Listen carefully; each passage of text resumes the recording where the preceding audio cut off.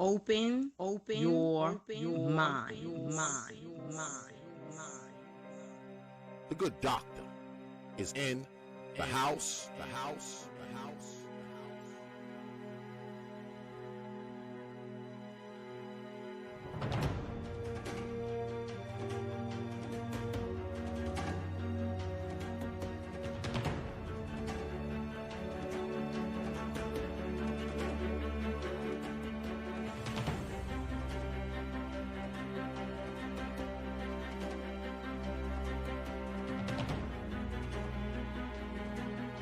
The good doctor, the good doctor.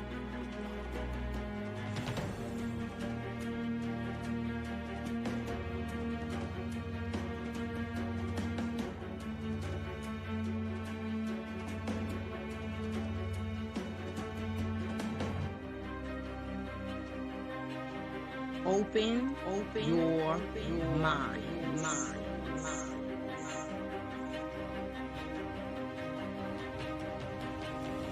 In the house, the house, the house.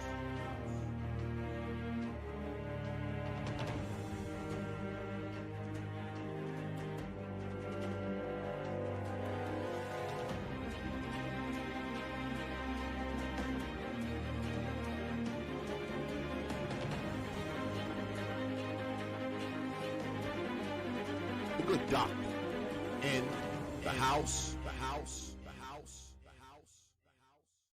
Open your mind.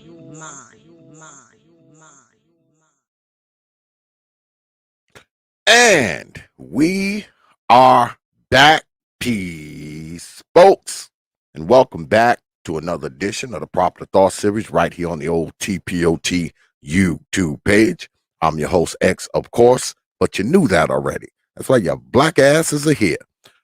Tonight, the Ask the Doc series returns, y'all. And tonight, we got Lady Nikole in the house, and we'll be discussing some vaccines, which is a good thing that we're discussing it because my old ass actually went and got my shot, y'all, Monday morning. And look, I'm here. I'm alive. But before we get started, folks, y'all know I always start the stream off, man. Thanking you good folks, man, for everything that you do, man. Your likes, your shares, your subscriptions, your views, and of course, your hard-earned pennies, nickels, dimes, quarters, and 50-cent pieces. Because X realizes you don't have to do it. You don't have to watch these goddamn videos. You don't have to like them. You don't have to share them. You don't have to subscribe to this damn channel. And you definitely don't have to drop your hard-earned coins on this platform. But you good folks, you choose to do so, man. So every damn night I come up here, I'm going to thank the good folks that hang out here and the good folks who hang out in here because y'all support this channel, man. You know, good, bad, ugly, indifferent. Y'all support this channel, man, and y'all stick with me, man. And I know sometime I get up here, boy, and I say shit you don't like. I know I do. But y'all stick with me any goddamn way. So for that, man, I'm grateful. I'm thankful, man. I'm appreciative. I'm humbled. And I'm honored. And I want y'all to know, man, that I thank y'all. All right? All right. Oh, good look on that super chat, Lady Nikole, who is actually here. So let me bring in my boat. Lady Nikole. Lady Nikole. Good evening, Brother X. How you doing? Hey, how's it going? Appreciate that super chat. Appreciate that. Oh, no problem, no problem. Thank you. Thank you for having the platform open to me. Oh, absolutely. Absolutely. I need to talk to a scientist. I did go and get my shot Monday morning. I feel fine. I mean, after the shot, though, in all honesty, I had a little tiny, like, twinge of a headache for like 15 minutes. And then that shit just went away. And I've been just going about my day ever since, you know, working. And I mean, I don't feel anything. I mean, you know. Well, that's a good thing. I have Because I was thinking about that earlier. I was like, I wonder how Brother X is doing. Is he gonna make it? You know, I'm just because that's what I said. I was like, if y'all don't see my ass Wednesday and Thursday, nah. y'all know the shot killed me. So Now, get on if you down don't here. mind me, Go you don't ahead. mind me asking, which one did you is this your first round of vaccine? Which one did you get? Yeah, I got the Pfizer. Okay. I got the Pfizer one. I have to go back, I believe, on the 26th. Yeah, I have to go back on the 26th. And the crazy thing is I couldn't even get an appointment, close in town, man. I had to drive like 40 minutes to get it because there was no appointments available. That was the closest appointment was 40 minutes up the road. So of course I had to take the morning off to do it. So but I feel all right. Everybody's happy, my daughter and my sons, and oh yeah, Pop, we glad you took it because you're old. You get the COVID, you might die. I'm like, oh, thanks, children, for your for the confidence in the old man. Oh, I'm glad because my daughter, boy, she been on me, because my daughter's a nurse, so she had to take it, for her job.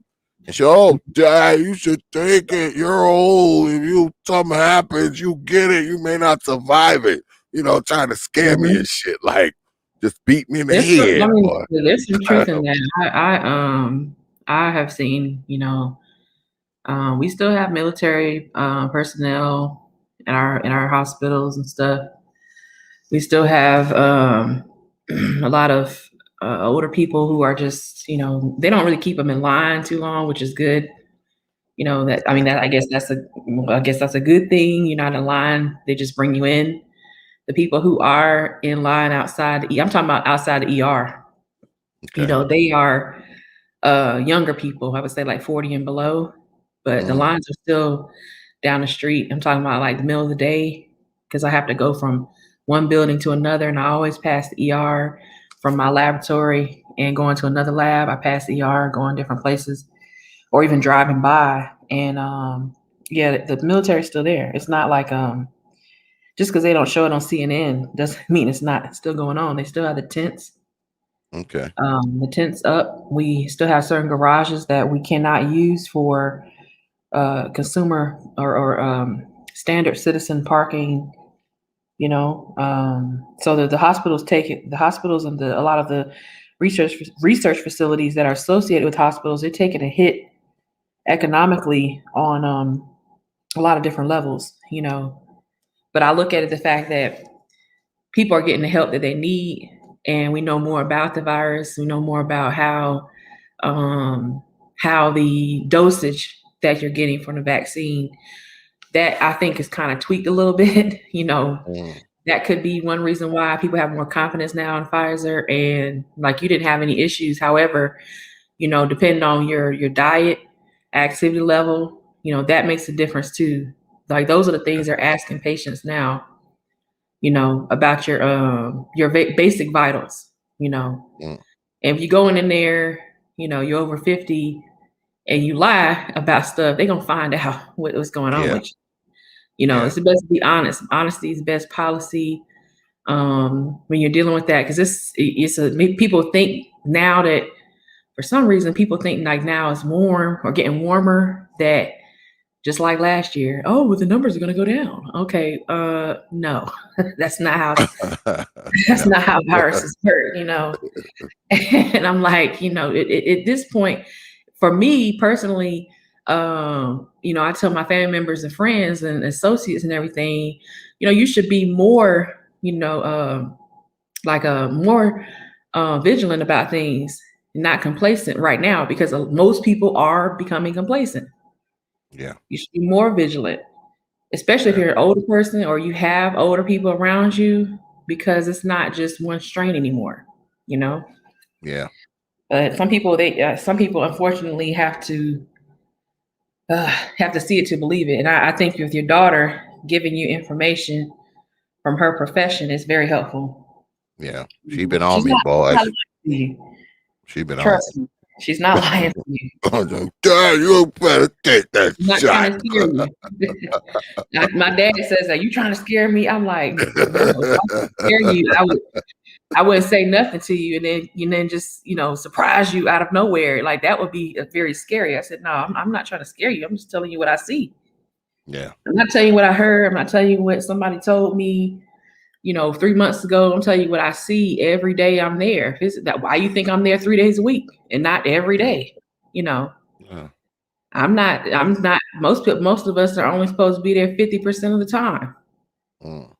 Not, 100%. People still coming 100%, and they've been doing the whole time. I'm like, okay. And a lot of them, I would say about, as far as researchers and nurses, even physicians, and technicians, a lot of them that kept coming and didn't take the opportunity to curb the hours a little bit and work from home. And when they could, if they could, or change their shifts around, a lot of them did get affected. A lot of them did have problems. Some of them died. Some of their family members died. Their children died. Something that there are about 4 families in particular, I can say, like I know, that are at hospitals and research facilities and stuff. Child died. If you lose your child, what I'm saying, like that, because of something you did or refused to do. Like you want to prevent a lot of these issues, I think, but I could be wrong. Yeah.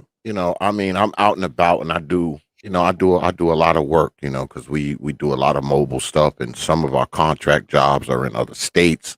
So, I'm around a bunch of different kind of people, like throughout the week. I interact with so many different people. So it's like, it number one, I don't want to bring nothing back to my people, like to my grandkids and stuff like that. Bring something back, to my wife or, other people, in the house. And on top of that, like I said, my daughter been beating me in the head, like the last 2 months. Oh, Dad, you need to take it if you don't, So I like got her little voice in my head all the time. So, oh, Dad, you can see how it is at the hospital. I don't want you to go through that, So I finally went ahead and scheduled it so everybody will just shut up. And I went on in there. It wasn't intrusive at all. I mean, because they do it outside. I mean, I did it outside. Like, I just pulled under they had like a carport, and it's like, a million cars out there. And you pull up and, you fill out the little card and boom, they walk right to the car, hit you in the arm, and they make you stay. Yeah. They make you park your car, like on the side in like a waiting area, and you have to hit a timer. Because they give you like an app. I got like an app on my phone. That's how I knew I was up. And you pull up the app, and after you get the shot, you hit the app, and it's got a timer on it. And it goes for 15 minutes. And after the 15 minutes, one of the, nurses walk up and be like, how you feeling? You okay? Blah, blah, blah. They take the thing off your car, and you're gone.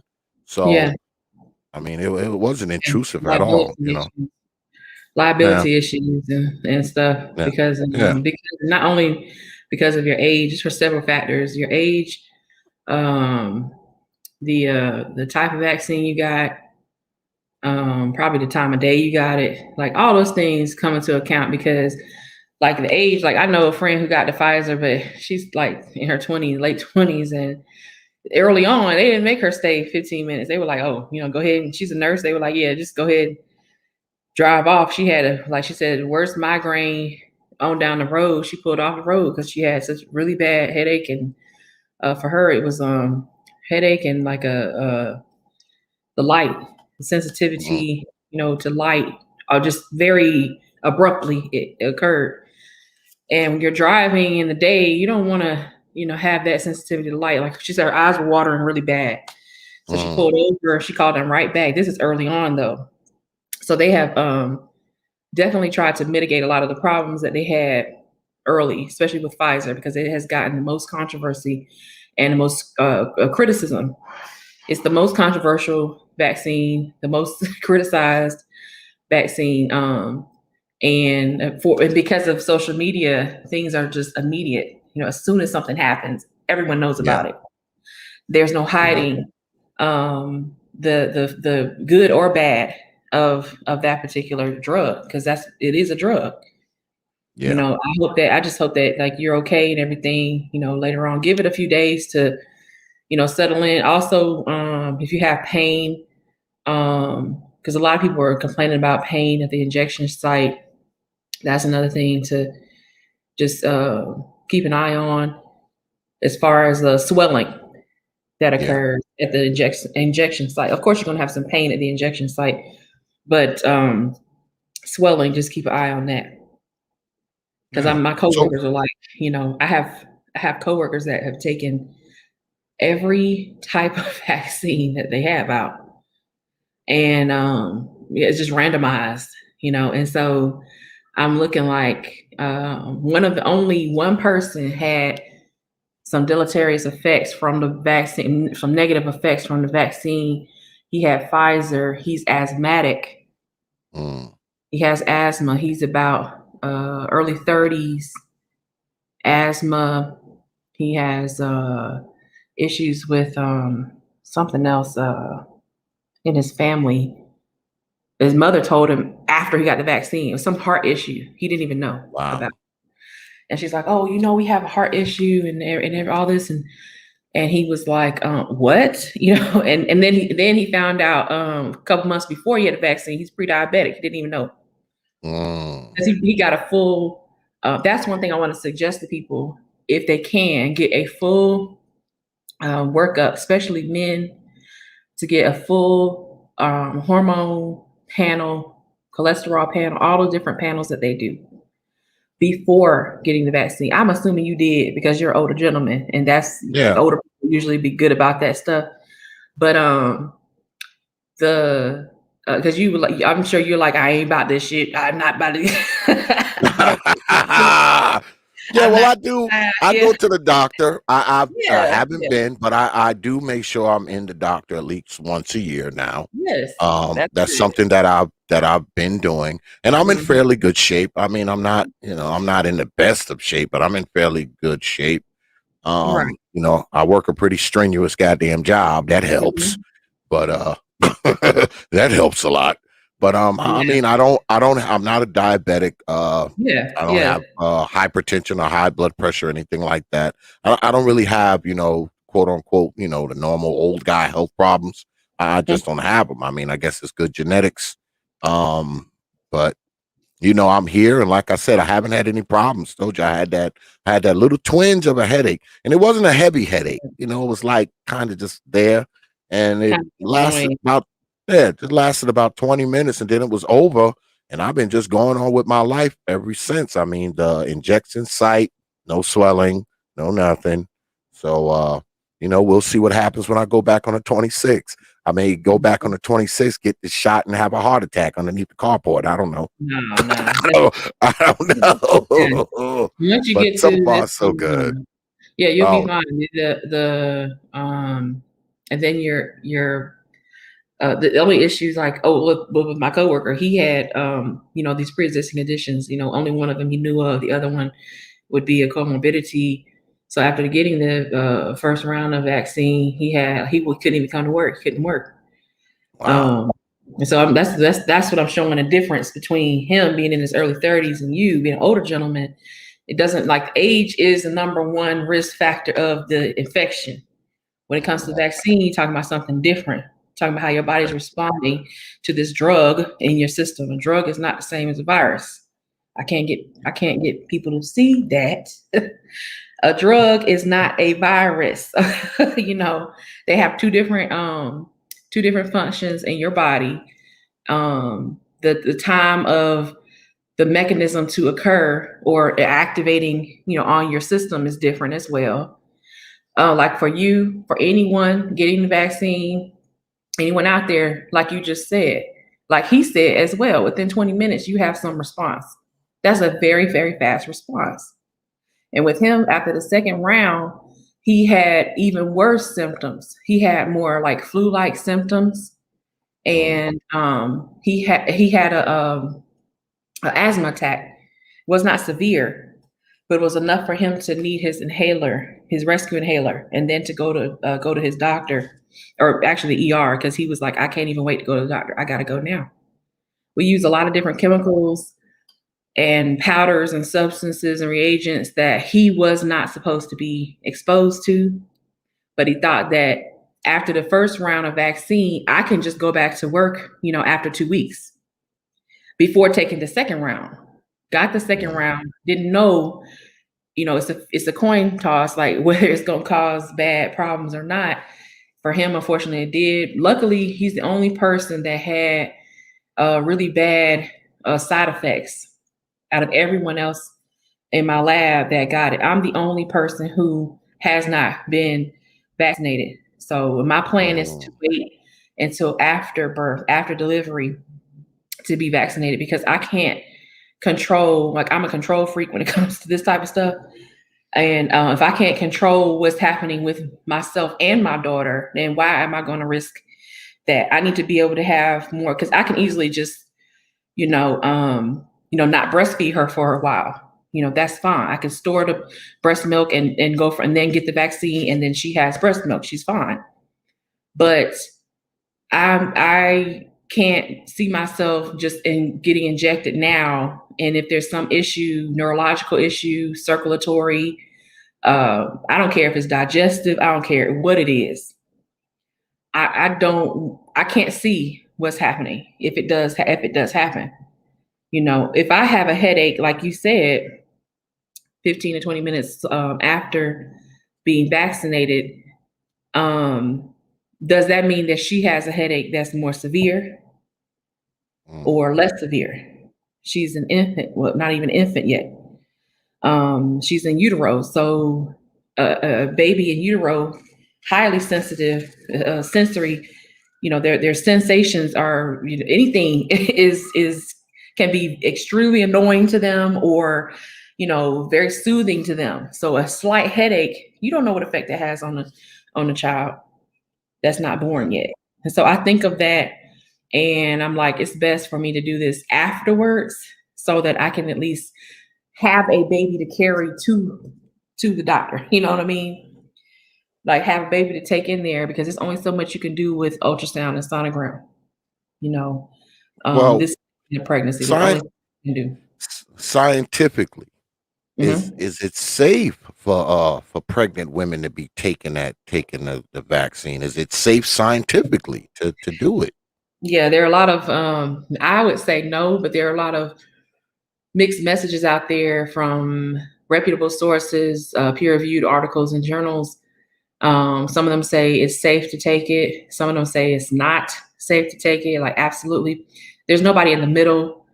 You're either on one side or the other. I'm on the side that says no, it's not safe to take it, because, like I just said, you don't know what effect. When I saw Pfizer with the palsy, people with the palsy, which is a neurological, maybe a temporary neurological issue with the nerves in the face, and that's being affected. Even with the headache, there's nerves in the forehead and in the face that are being affected, just not for palsy. It may just be slight pain, or it may feel like kind of annoying, type of headache type thing. But I'm looking at it like you don't really know if a child if a baby in utero has palsy. You're in your 8th month, you give birth. Does the palsy last until after delivery? Does it last a few weeks? You can't tell that very well from ultrasound. Other people say that it's best to vaccinate when a woman is pregnant, because then she's protected and her baby is protected without being exposed to the outside world. So it's like the baby's in an incubator, and less likely to have, counteractive exposures or contradictory exposures from everyone else around, picking the baby up, things like that. So they're saying it's a more sterile environment if the baby is exposed to the vaccine in utero versus being exposed to the vaccine post-delivery. That's what some people say. Other people say that it's best to vaccinate in utero because what's the time frame of giving the mother the vaccine while she has a newborn baby? She has to breastfeed. And I'm like, well, women pump breast milk and put it in the freezer all the time. I don't see what the problem is. You can store that for a couple of weeks. You're done. Like, there you go. And you're fine. And even if you can't, you can always half and half it with formula. It's based on what you for me personally, it's like it's based on what that woman wants for herself or her child. I don't think that people should be forced to take that. Women should be forced to take that vaccine. If they don't want to take it, okay. Here are your risk factors. There are women who are nurses, who are in the healthcare profession, who are educators, who are taking it, and they're pregnant because they're like, look, I need to get to work. I need to do what I have to do. And I'm like, oh, okay. I mean, it's a 50-50 chance. And if you're a woman who's pregnant, that's about maybe 3 or 4 pre-existing conditions right there. Yeah. I mean, you done checked off the box, right? Maybe I would know, but I'm just saying, you done checked off about 3 to 4, maybe even more pre-existing conditions right there. Number 1, you're gonna be overweight. Unless you just out here eating rabbit food, eating lettuce and tomatoes and stuff all day, which you can't do.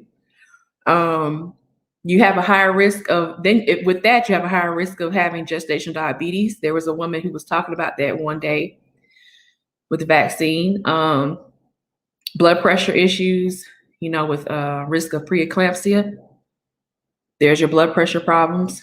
I know I have circulatory issues because of the fact I have carpal tunnel syndrome in both wrists now. Ankles, my ankles are not swollen, but they're in pain. That's a circulatory issue. There are some women who have issues with the edema, extreme bouts of edema that comes and goes where you can't control it. Meaning, like if you put a sock on, like one of those tube socks, and you have it on overnight, and the next morning you take it off, you can see the bands of the sock around your leg. That swelling that happens, that is very dangerous, So these things are just some of the pre-existing conditions and risk factors. These are comorbidities. You're not only that, your immune system is significantly reduced. The farther along you are in pregnancy, the lower your immune system goes. Now, your immune system, as the mother goes down, your child is going up. The child is going up. You have risk factors of that occurring too, where there's so much pollen out here. I'm like, oh my God, I can't take it. Blow my nose, taking Allegra, trying to eat fruits and stuff, trying to drink tea and do all this, and she's fine. They checked her that, oh, she's okay, she's good. Which will be the same after she's born, up to about 6 months or so. And I look at the fact that you have women who have, what's the other thing they have? Women are having issues with the hormonal imbalances that occur. That's another thing, because all hormones are based in cholesterol. And cholesterol, one of those things dealing with the liver. The liver being a organ that is targeted by COVID. The liver also important when it comes to flushing out and cleaning out your system, cleaning your blood. So all of these things are like risk factors if you're pregnant, reasons why I would say be cautious. Whatever they give you. I told my mother, because my mother already got her first round. She's okay. She's going for a second round before she comes out here. And I was like, Ma, when you sit down to get your shot, and she had me on speakerphone for the family, I was like, whatever paper they have, ask to read it before they even pick up the needle. If they ain't got no paper, walk your black ass out the room, out the building. Walk out the building. She was like, don't talk to me like that. I'm your mother. I said, if I don't say it that way, Negroes don't get it. I said, get up and walk out the building. I'm telling you now, if they don't have we don't have no paperwork. This is some fugazi mess. Y'all have a good day. And you get up and walk out the building, out the room, the building.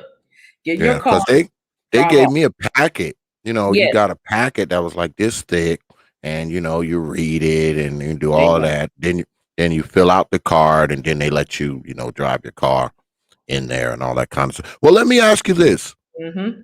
In your opinion, which vaccine is the best, or it doesn't matter? Does it not matter which one you get? Please say the one I got is the best. Please say that. I don't see at this point. I can't say. I'm sorry, brother X. I can't Oh, say damn. Pfizer because I have so much. I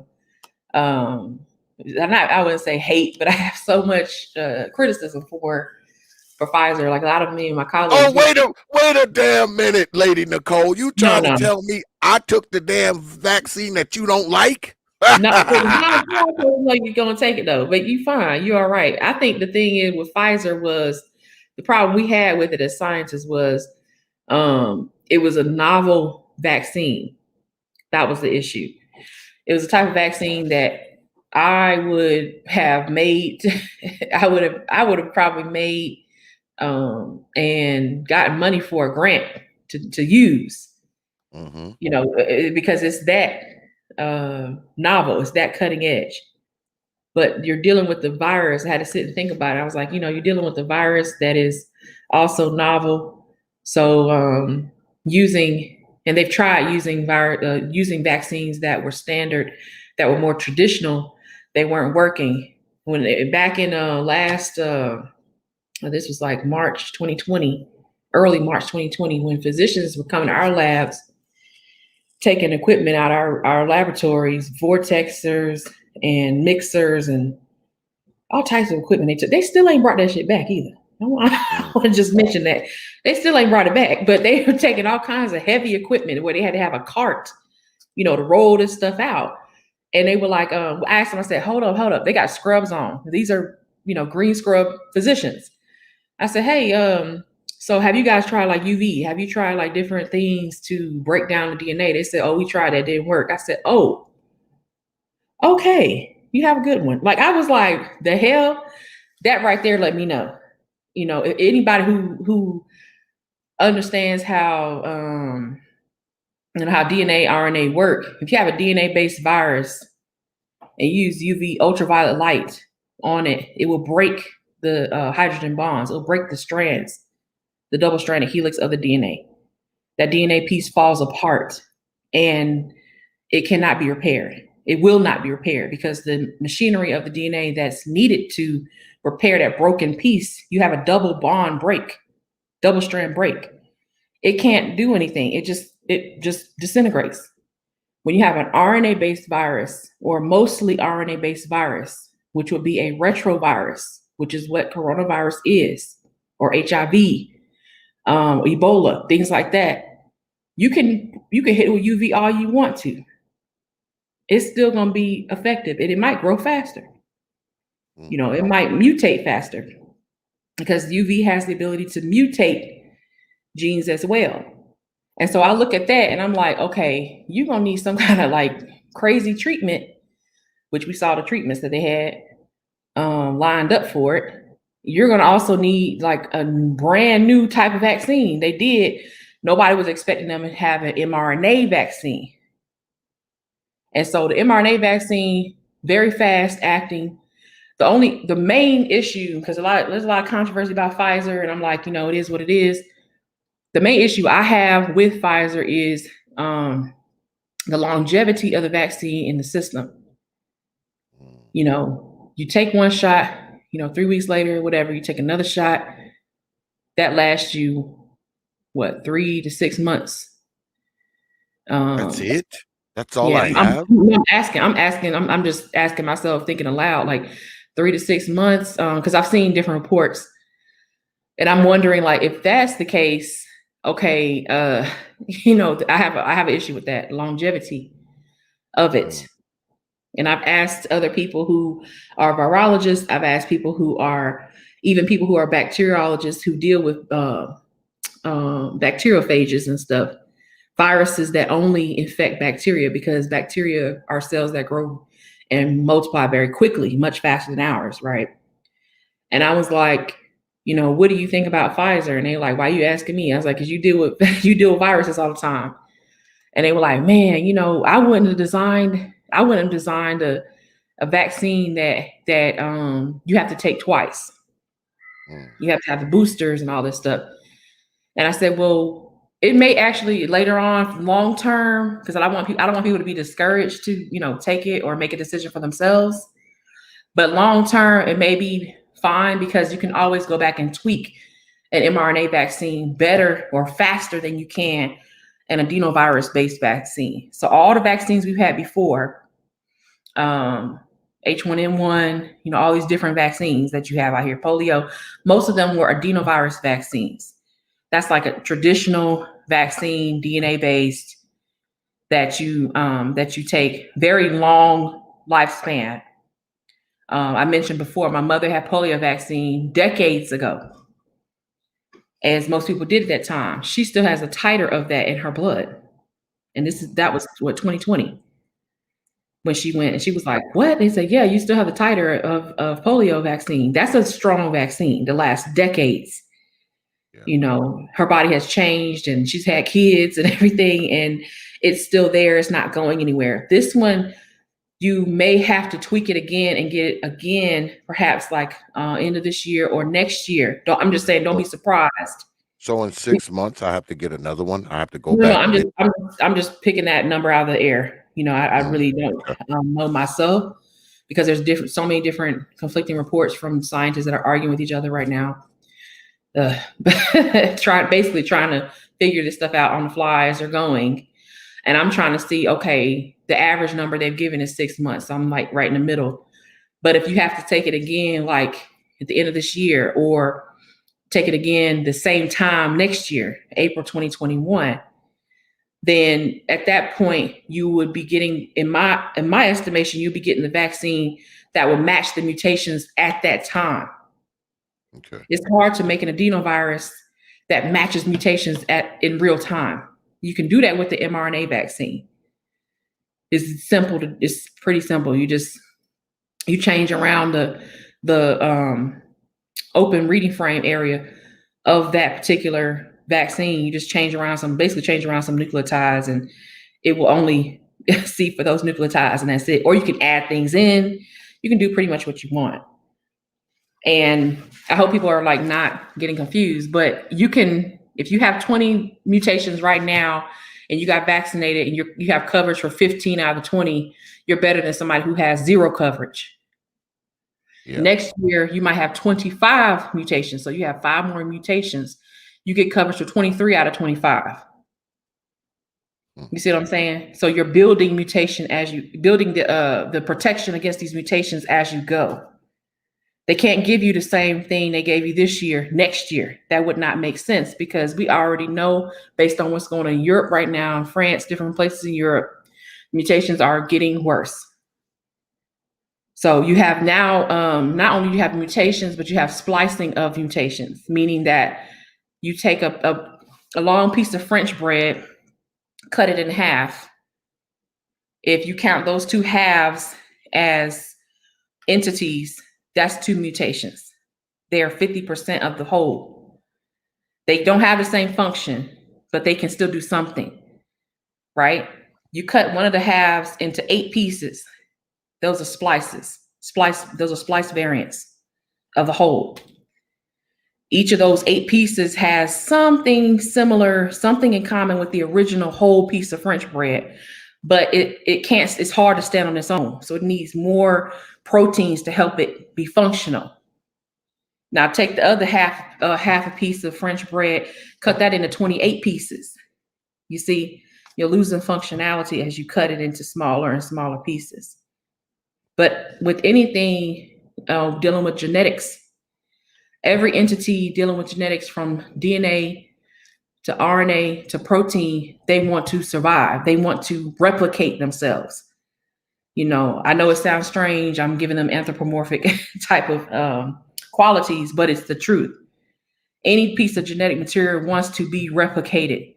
So from that 28 pieces you cut up, the little piece number 7, it wants to be replicated as piece number 7. It's a very, very small commonality with the original piece, but that one little piece can cause devastation in a population of people. That one little mutation. So that's what you're trying to get protection from. Like, I'm not saying people wrong for getting, Pfizer or AstraZeneca or Johnson and Johnson. Johnson and Johnson is more traditional. I'm not saying they're wrong.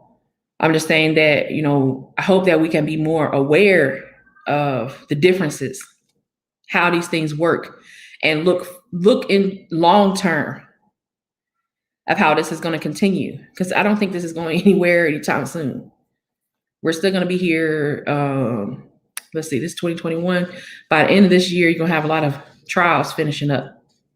And there'll be more vaccine companies coming out with more vaccines, I would imagine, right? That's the estimation. Yes, that's what I predict. Absolutely. I predict there'll be more companies, more vaccines, probably more companies developed to make vaccines. Don't be surprised at that. You'll see companies just pop up out of nowhere because they have this money and they're saying, hey, we gotta jump on a vaccine. A lot of them, I wouldn't be surprised if these companies come out of Israel, Turkey, Germany. These are the type of companies these are the countries that I'm looking at myself. Let's see. I'm gonna come over here, share my screen. Let me try to share my screen real quick. Well, I do want to ask you this. I know I got to go back at like the end of the month to get the second round of this stuff. How much protection do I have now? Like, I mean, do I have to have both shots to have, a certain level of protection? What's my level of protection now, being that I've only had the one? Yeah, you have good protection right now. The problem is you got to get another shot. You have good protection right now. I think it's like, what is they saying? It's not like 100%. There's nothing's 100%. Yeah. But you are significantly better off than people who are just not taking it. And the fact that you don't have any kind of like really bad side effects, that's a good thing, because that would actually make it harder for the vaccine to work. If you had a lot of these side effects and you had to go back in the hospital or something, go to the hospital and be admitted, that's more stress on your body. That's another comorbidity that's slowing down the effectiveness of the vaccine, making it harder to determine if it is effective or not, like all of that. You don't have that. So I think you are well protected right now. My mother, she was saying, or her doctor told her that she's, he was like, oh yeah, you're good. After 4 days, they were like, she said, I need to know my plasma level, like, her serum antibody levels. So she went in there and they were like, okay. And they were like, well, it may not be that much. Don't get upset. And she was like, oh, it's okay. I need a baseline. They were like, where you learn that from? And she was like, oh, my daughter said I need to get a baseline number. And I need a baseline number. And they were like, oh, okay. And so they gave her a baseline test and, took blood and everything. And so the titer was not high. It was, kind of low for the particles. And then she's going to go back and get another one just to get baseline, not baseline, but second collection to see. That's going to give her a track record of how much antibody she has. If you have antibodies in your blood, then you have obviously an immune response. If you don't have an immune response, you have no immune protection. There's no protection. It just got flushed out. The vaccine didn't do anything for you. You have to have some type of count, something you can measure that will show you that. The other way you can measure it is oxygen levels of the blood, because I know you don't have infection, but I forget the name of it. It's like an oxygen meter that people wear. Rodney has mentioned it. Rodney Coleman has mentioned it before. Oxygen meter, just keeping note of your oxygen levels, because this is like a pseudo infection. You have to remember that. Okay. And any changes in blood pressure, changes in oxygenation of the blood, changes in different things, you want to keep an eye on that. And you also want to keep an eye on like your, activity level. It's been like a week for you, if I'm not correct, about a week. 3 days. Oh, Did 3 it days. Monday, Okay. Monday morning. Whatever you're doing, that's fine. I wouldn't like increase your activity dramatically, you know, anything like that. I think you're fine. Like, I don't think there's any issue because they worked out a lot of kinks they had. They had a lot of issues in the beginning. And I was like, but I think they're okay now. I think it's good. I have this up here because I was showing the potential treatment. So looking forward, I think BGS. I saw BGS in the chat earlier. Shout out to him. Salute. Peace to the master teacher. Yeah, he mentioned XO CD24. I think it's ironic because we had so many arguments and discussions about exosomes, right? You know, exosomes are like viruses and all this stuff and everything. I'm like, no, okay, you know, we're going back and forth. So in Israel, for instance, one of the countries that I'm, like I said earlier, I'm focused on, they're using exosome that's CD24 molecule that's associated with exosomes. Now, CD24, I've mentioned before on my channel, has been associated with exosomes and a few other things since like mid 2007, 2008. Now they're using it in this clinical trial to determine the safety of CD24 exosomes in patients. So these are exosomes that have CD24 positive, you know, protein bound to the outside of them. Exosomes are just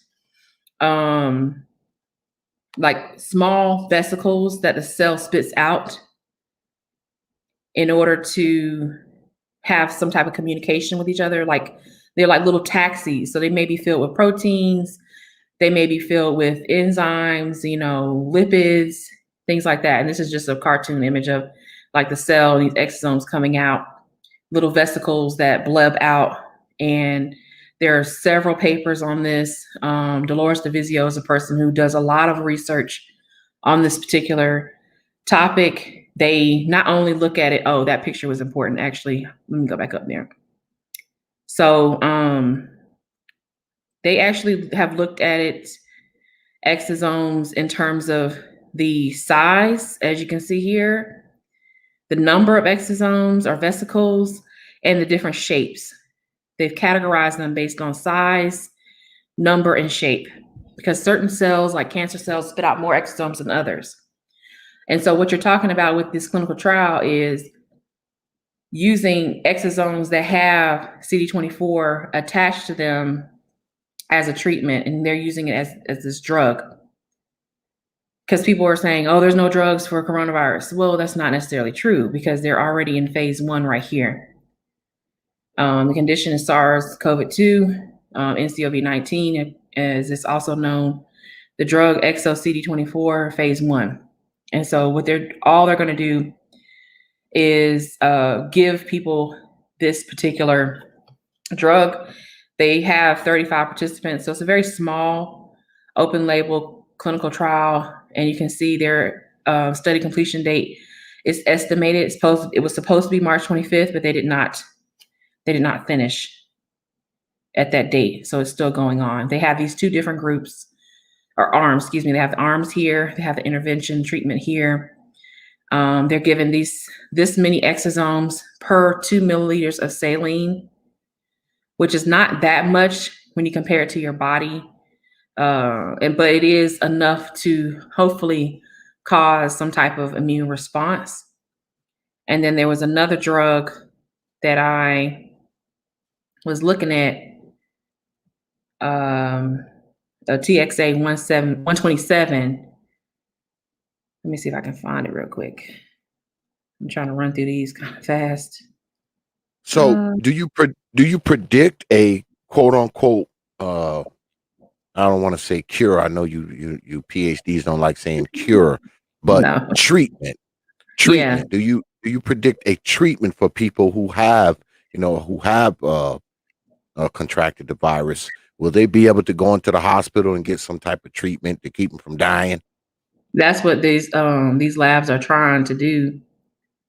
They're trying to develop a treatment So some of the issues I can give links for, the actual peer-reviewed articles for the previous one I was showing, the XOCD24 drug, if people are interested.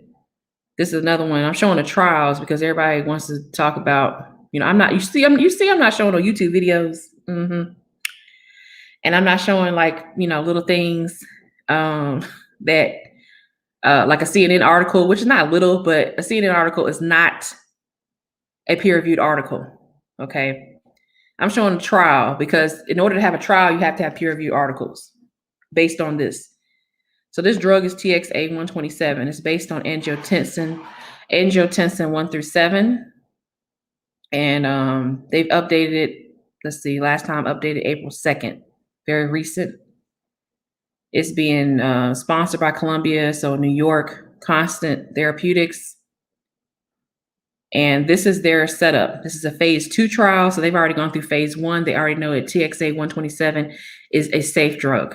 They're comparing that with placebo, which is probably just saline. They give a description of the details of what they're doing. They're using the enzyme that converts angiotensin 2 to angiotensin 1 through 7, also known as TXA-127. So people don't say angiotensin 1, 2, 3, 4, 5, 6, 7 anymore. We just say TXA-127. So they made a drug against that because coronavirus is involved in reducing your angiotensin converting enzyme, or ACE2. When ACE2 goes down, more than likely you're on your way out. You're probably going to die because without these enzymes, is angiotensin 1 to 7, they all have to be activated and working together, basically to keep you alive, to keep things going as far as respiratory system. And so the arms of it, they're not giving much. They're having a 3-hour dosage, 0.74 milligrams per kg, IV for 10 days every day. So this is kind of like a chemotherapy type of administration, because for 3 hours they give you something intravenously. That's kind of like the way they do chemotherapy. This is not a chemotherapy, but that's how they do it. And it would be like 3 hours once a week or something for chemo. This is 10 days every day. The drug they have here, placebo. So the placebo is just the I'm assuming to compare it with. They'll look at changes in serum creatine, calculated from the baseline at enrollment to the end of study. So they'll take your creatine at baseline before getting either drug or placebo, and then they'll do it from every day 1 all the way to day 10.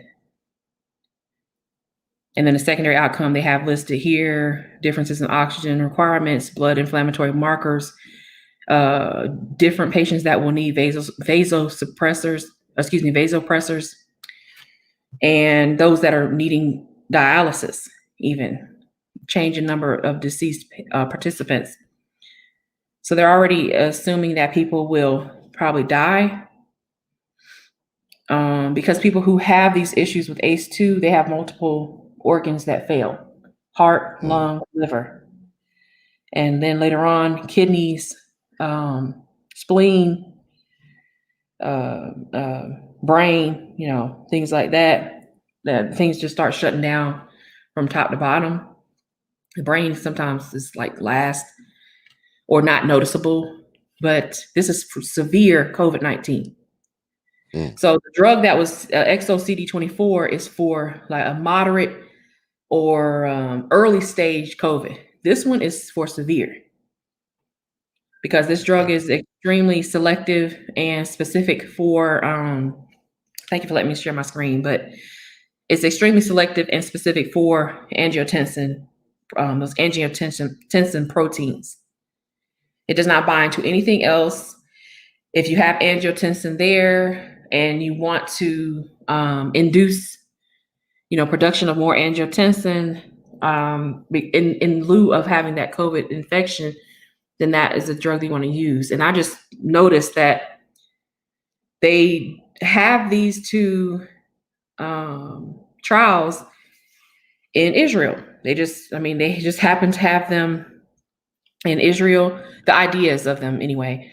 The TXA 127 is actually in the US, like I said, New York, but the idea of the TXA 127 was developed in Israel. These laboratories that have a lot of money, they're doing a lot of work. The one that was talking about the exo CD24, the exosomes, that's an Israeli product.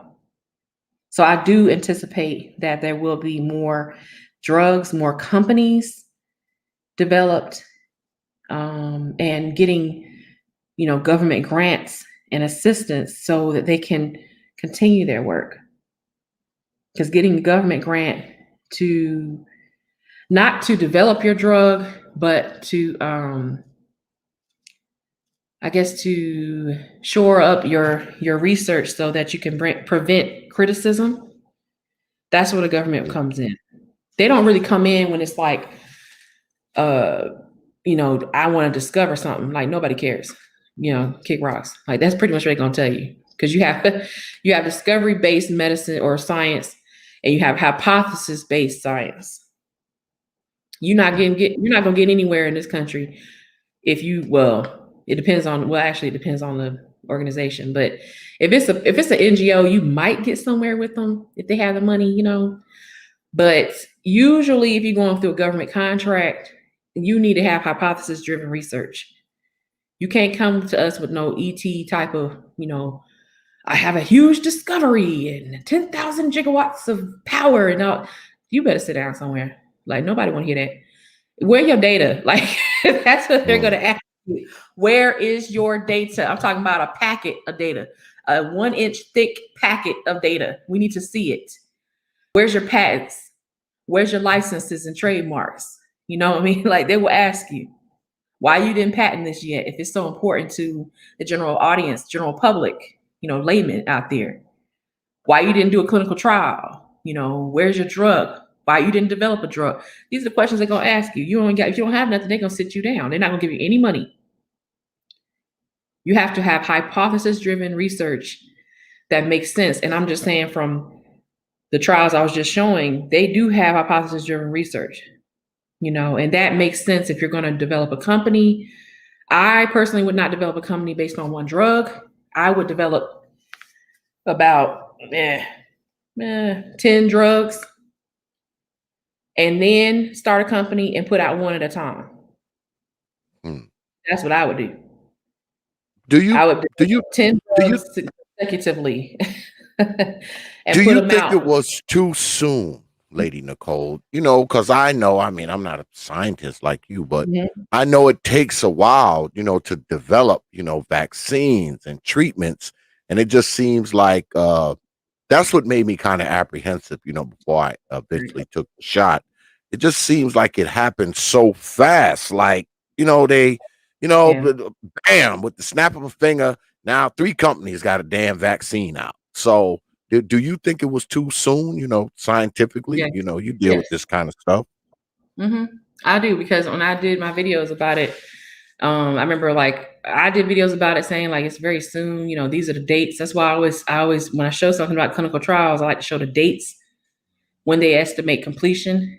If they estimate completion March 21st, 2021, and here we are, April 8th, and they haven't finished it yet, that's actually a good sign. That means they're still doing the study. They're not rushing their research. When they were rushing it, I said, this don't make no sense. Why are they rushing it? It was like, is this a political thing? Is this something going on? Like, what is this? And I kept showing, I said, these trials don't finish till 2021, September and October. Why are we they talk about vaccines a year in advance? I was like, this doesn't make any sense at all, but okay. And the other thing I noticed was the fact that I will say that they cover themselves when it came to scientific scrutiny, because they did a lot of trials. Like, they did not clinical trials necessarily, but they did a lot of trials as far as run their experiments over and over and over. Like, we have to keep running these experiments. We were looking at the numbers. I was like, one of the studies they were doing, I said, that don't make no sense. Like, we criticized it hard. And they were like, well, let's go ahead and pull it. You know, they had it published. It was actually pre-published before the general public could see it. So only scientists and people involved with bench work, translational research could see it. And we were like, man, this is bullshit. Like, you're not gonna publish this. Like, everybody was like, no, this is stupid. Don't publish that. You're gonna look real stupid. You might lose your pants. You publish that. You might end up homeless or something. You publish that. Like, we were like, don't publish this.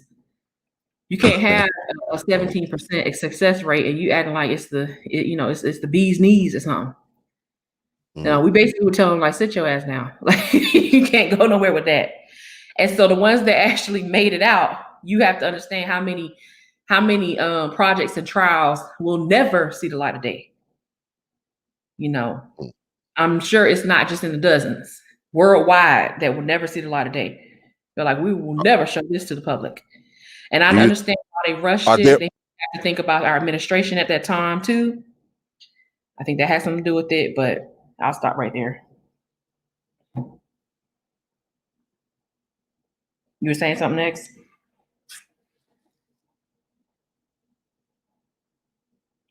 You hear me, Lady Nikole? Yeah, I can hear you. Lady Nikole? Yeah, you sound a little muffled. Okay, what the hell's going on?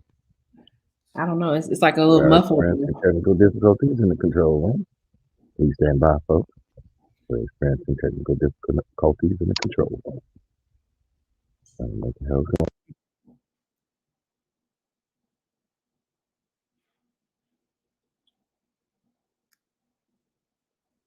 Hopefully everybody's doing all right in the chat.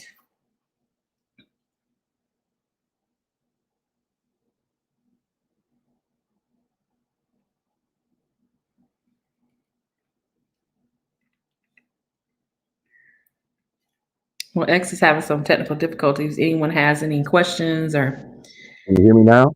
Anything you want to ask? Yes, I can hear you. No, I can't hear her. Jesus Christ. Hello? What's going on here?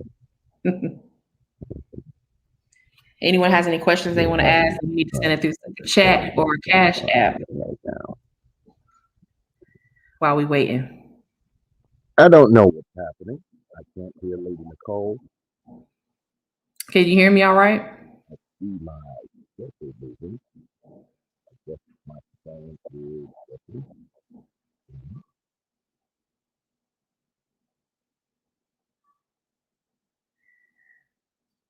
What's going on here? I'm not sure. I'm telling people to put, if they have questions or whatnot, they can super chat or Cash App you these questions. Anything, and it doesn't necessarily have to be on the vaccines. It can be on anything that you all may have questions about concerning STEM or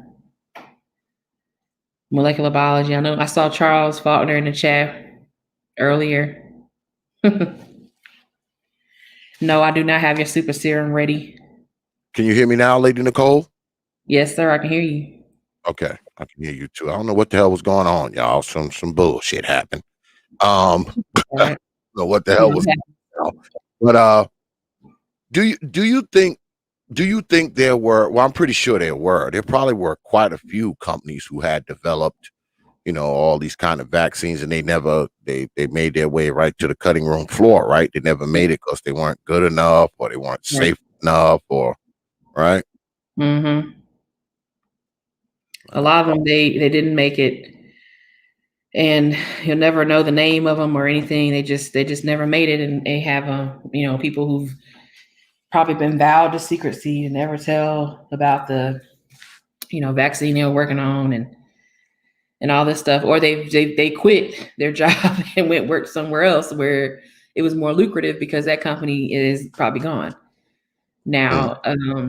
And a lot of it is just now. Well, see, a lot of the companies that are doing these vaccines, they would prefer to be protected and promoted by the federal government, promoted by state governments, promoted by the media is going to promote you anyway, but nobody who does this work is really caring about the media that much. The media doesn't have any power. They don't pay you. They don't hold purse strings. They just, they promote you or not. And it is what it is. But a lot of these companies, they wanted to get into the lap of luxury, so to speak, by being associated with the government, getting that government funding and protection. Getting the these commercial corporations to get protection from the government. They've pretty much gotten that to push our message, we only have like 5 more experiments to do. Can you help us finish these experiments? We need help finishing this. If you want this out by a certain date, if you want this out by, I don't know, October 31st, because, election coming up, then, we can have this ready by October 31st, but we need more money. It's basically money. We need more money. Some companies go down because some vaccines will never come out, and treatments and stuff never come out because they didn't have the money behind them. They didn't have the support. It's not always just the intellectual property that's not sound. It could just be in its infancy. And when you're dealing with a time frame, you don't have time for like you're dealing with deadlines and an administration like we had last year. They weren't really focused on like, okay, we're going to try to nurture this idea and get it off the ground and help get it going. No, they were like, does it work? Nope. Keep it moving. Did it work? Yep. Okay. Let's push it forward.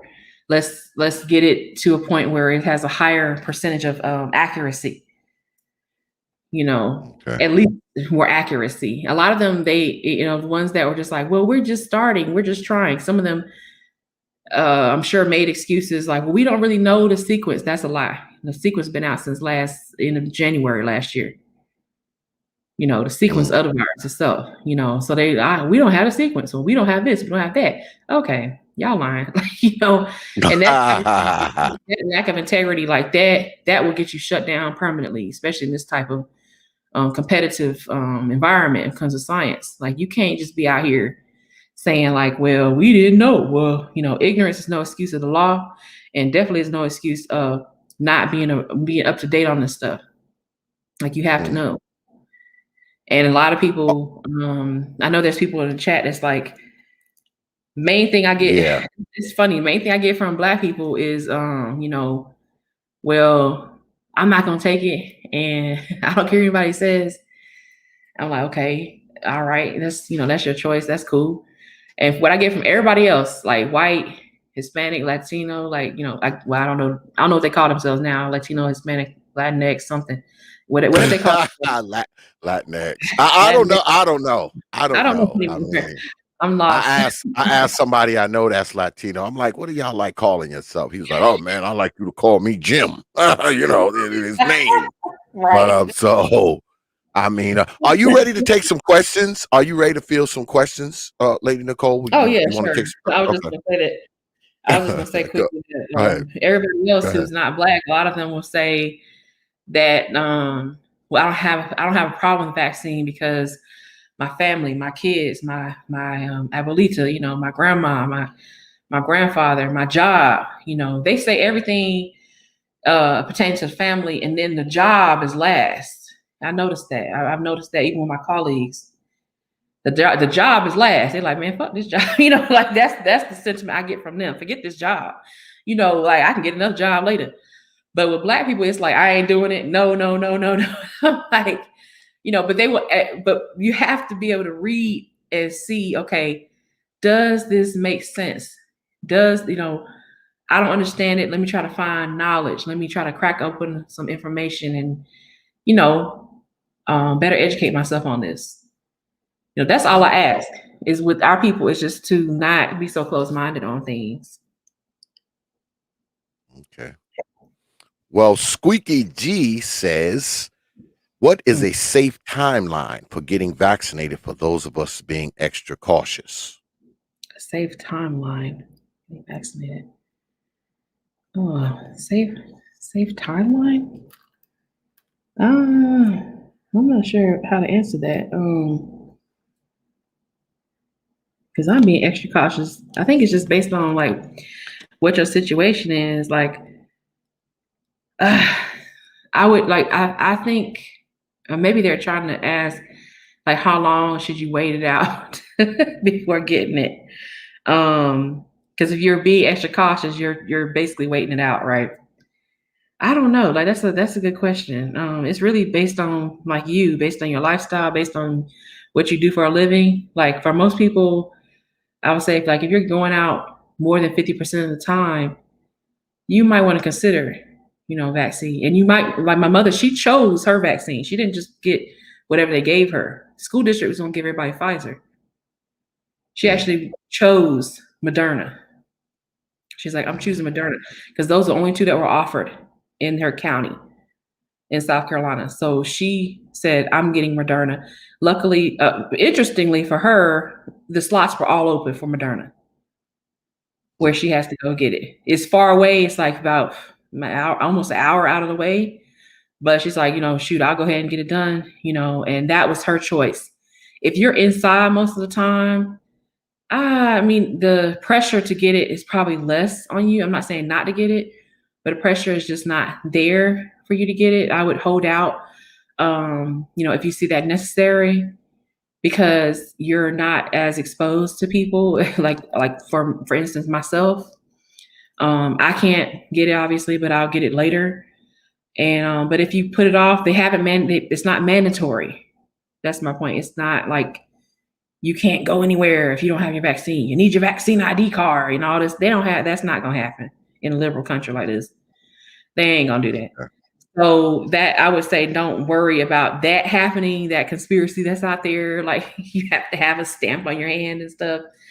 That don't make no sense. We can't even get, cases like George Floyd to be, obvious that this is what happened. You ain't gonna tell me what my eyes saw. Okay. We can't even get past what my eyes are seeing. You think they're gonna pass something, put something in your hand? That's this government that wanted to hold out on a stimulus check. Come on. That's 5 to 15 years down the line. They're not gonna do that. They can't even figure out what color pants they're gonna wear in the daytime every day and get to work. So that rhetoric, I would say be cautious, be sensible, about your decisions. Write it down write down the pro and con on a piece of paper and draw a line down the middle and write it out based on research, not YouTube videos, please. Yeah. Don't be listening to us, and deciding your life moves. I don't think that's a good idea. Especially don't be listening to me because I tell you a bunch of bullshit. and by the way, before we go any further and get to I appreciate that $5 super chat of Master Teacher. I wanna mention this because Brother George Macon, who I have a lot of respect for, I was watching his video and he was saying that him and his whole family have it. They all have COVID. He was saying on the video that I watched the other day. And I'm hopeful for Brother Macon, and his family. Brother Macon's a good dude, man. I like him. I respect him. I respect what he does. I respect his platform and his channel, man. And if y'all can, man, just go by Brother Macon's channel and show him some love, man, because he said him and his whole house, they all have it, he said. And the shout out to Brother Macon. Like I wrote him, I told him, I'm hopeful, for a speedy recovery, for him and the family, man. And I'm thinking they're gonna all recover quickly, and old Brother Macon will be right back at it on YouTube again. So if you get a chance, man, get down there, man, and stop by Brother Macon's channel, man, and show him some love and whatnot, folks, if you don't mind. The Master Teacher with the $5 super chat. Appreciate that, Master Teacher. He says, will the vaccines keep from catching COVID or just from getting sick? Yeah, that's a good question. I was going to ask that, Lady Nikole. I think he can catch COVID. I don't think so. Like because there's some reports of reinfection. This is why they were pushing the vaccine. Another reason why they pushed the vaccine so much last year, because they already knew of a lot of different strains and mutations from when I saw it, it was like early May last year. Like early to mid-May, they were talking about all these mutations in India. And I was like, oh, okay. They see them in India, different hospitals. I know they're gonna come over here. And they sure enough they did. But you have the vaccine, for instance, let's say you get Moderna vaccine. Like I said earlier, if there's 20 strains, you might get protection for 15 for a good period of time because of the way that the vaccine is developed. But it's on the coverage, which I've said before with Dr. Dunbar and other people, the coverage of the vaccine is really in question too. Like the specificity of the vaccine to those sequences. So if you got mutation, you can get, like for instance, I get a vaccine, Moderna vaccine, that gives me 15 out of 20 sequence coverage, meaning that I'm covered for 15 out of 20 of these different mutations and strains. But I got my vaccine today, but the strain, they just found out about it this past Monday. One of the strains out of the 20, like on CNN. Oh yeah, there's another strain. You're like, damn it, I gotta go get the vaccine on Thursday. You know what I'm saying? So what do? Oh, forget that. I don't want the vaccine at all. Like, you want 0% coverage, 0 out of 20 or 15 out of 20? You know, yes, you can still get sick because you can still have you can still be affected by one of those 5 that you weren't covered for instance. But one of those 5, more than likely, is not going to affect you as bad as it would if you had 0 out of 20 coverage, because you have no protection. You're just out there.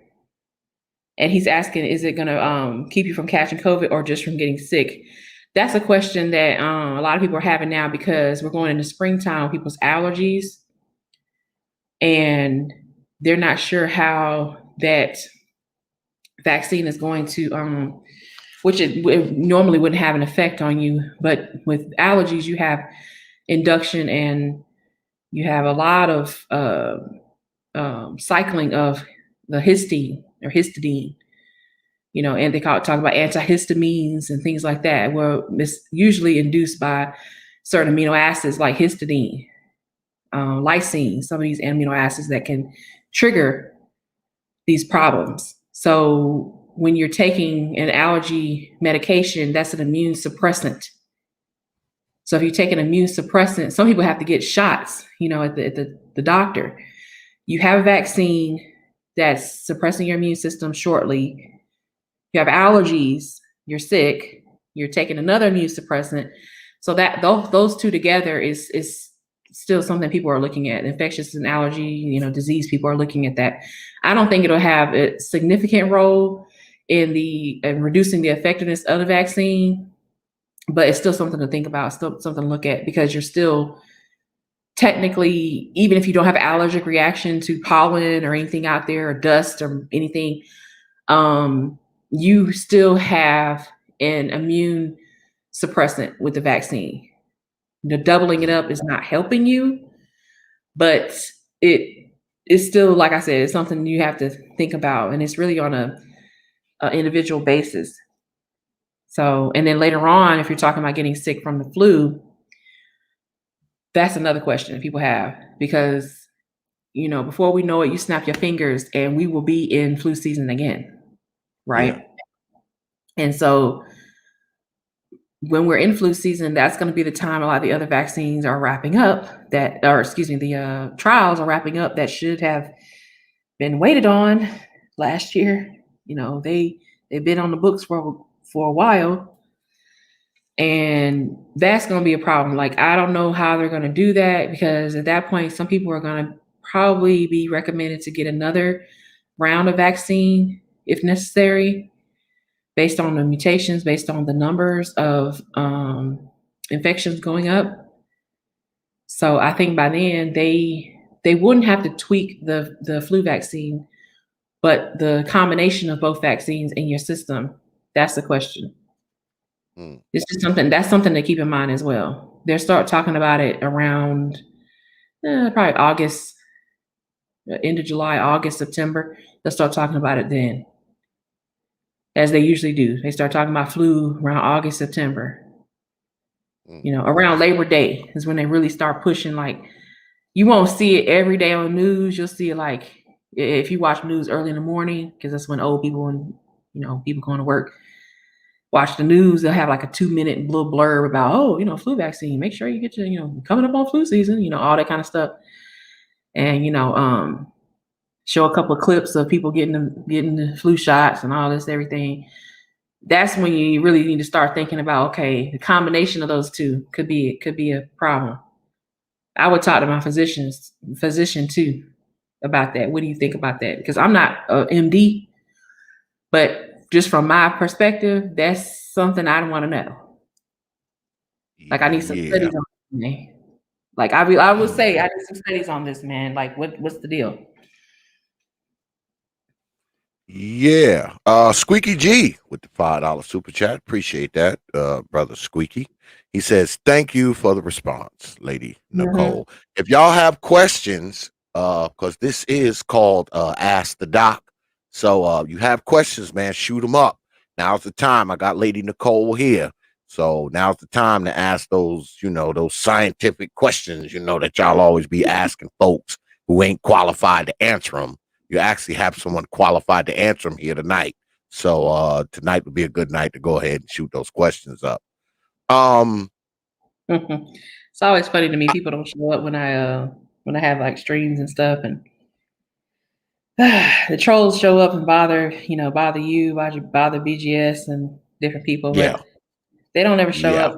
You know, I'm just a regular person, man. I'm just, you know, I do my thing. And that's it. I'm not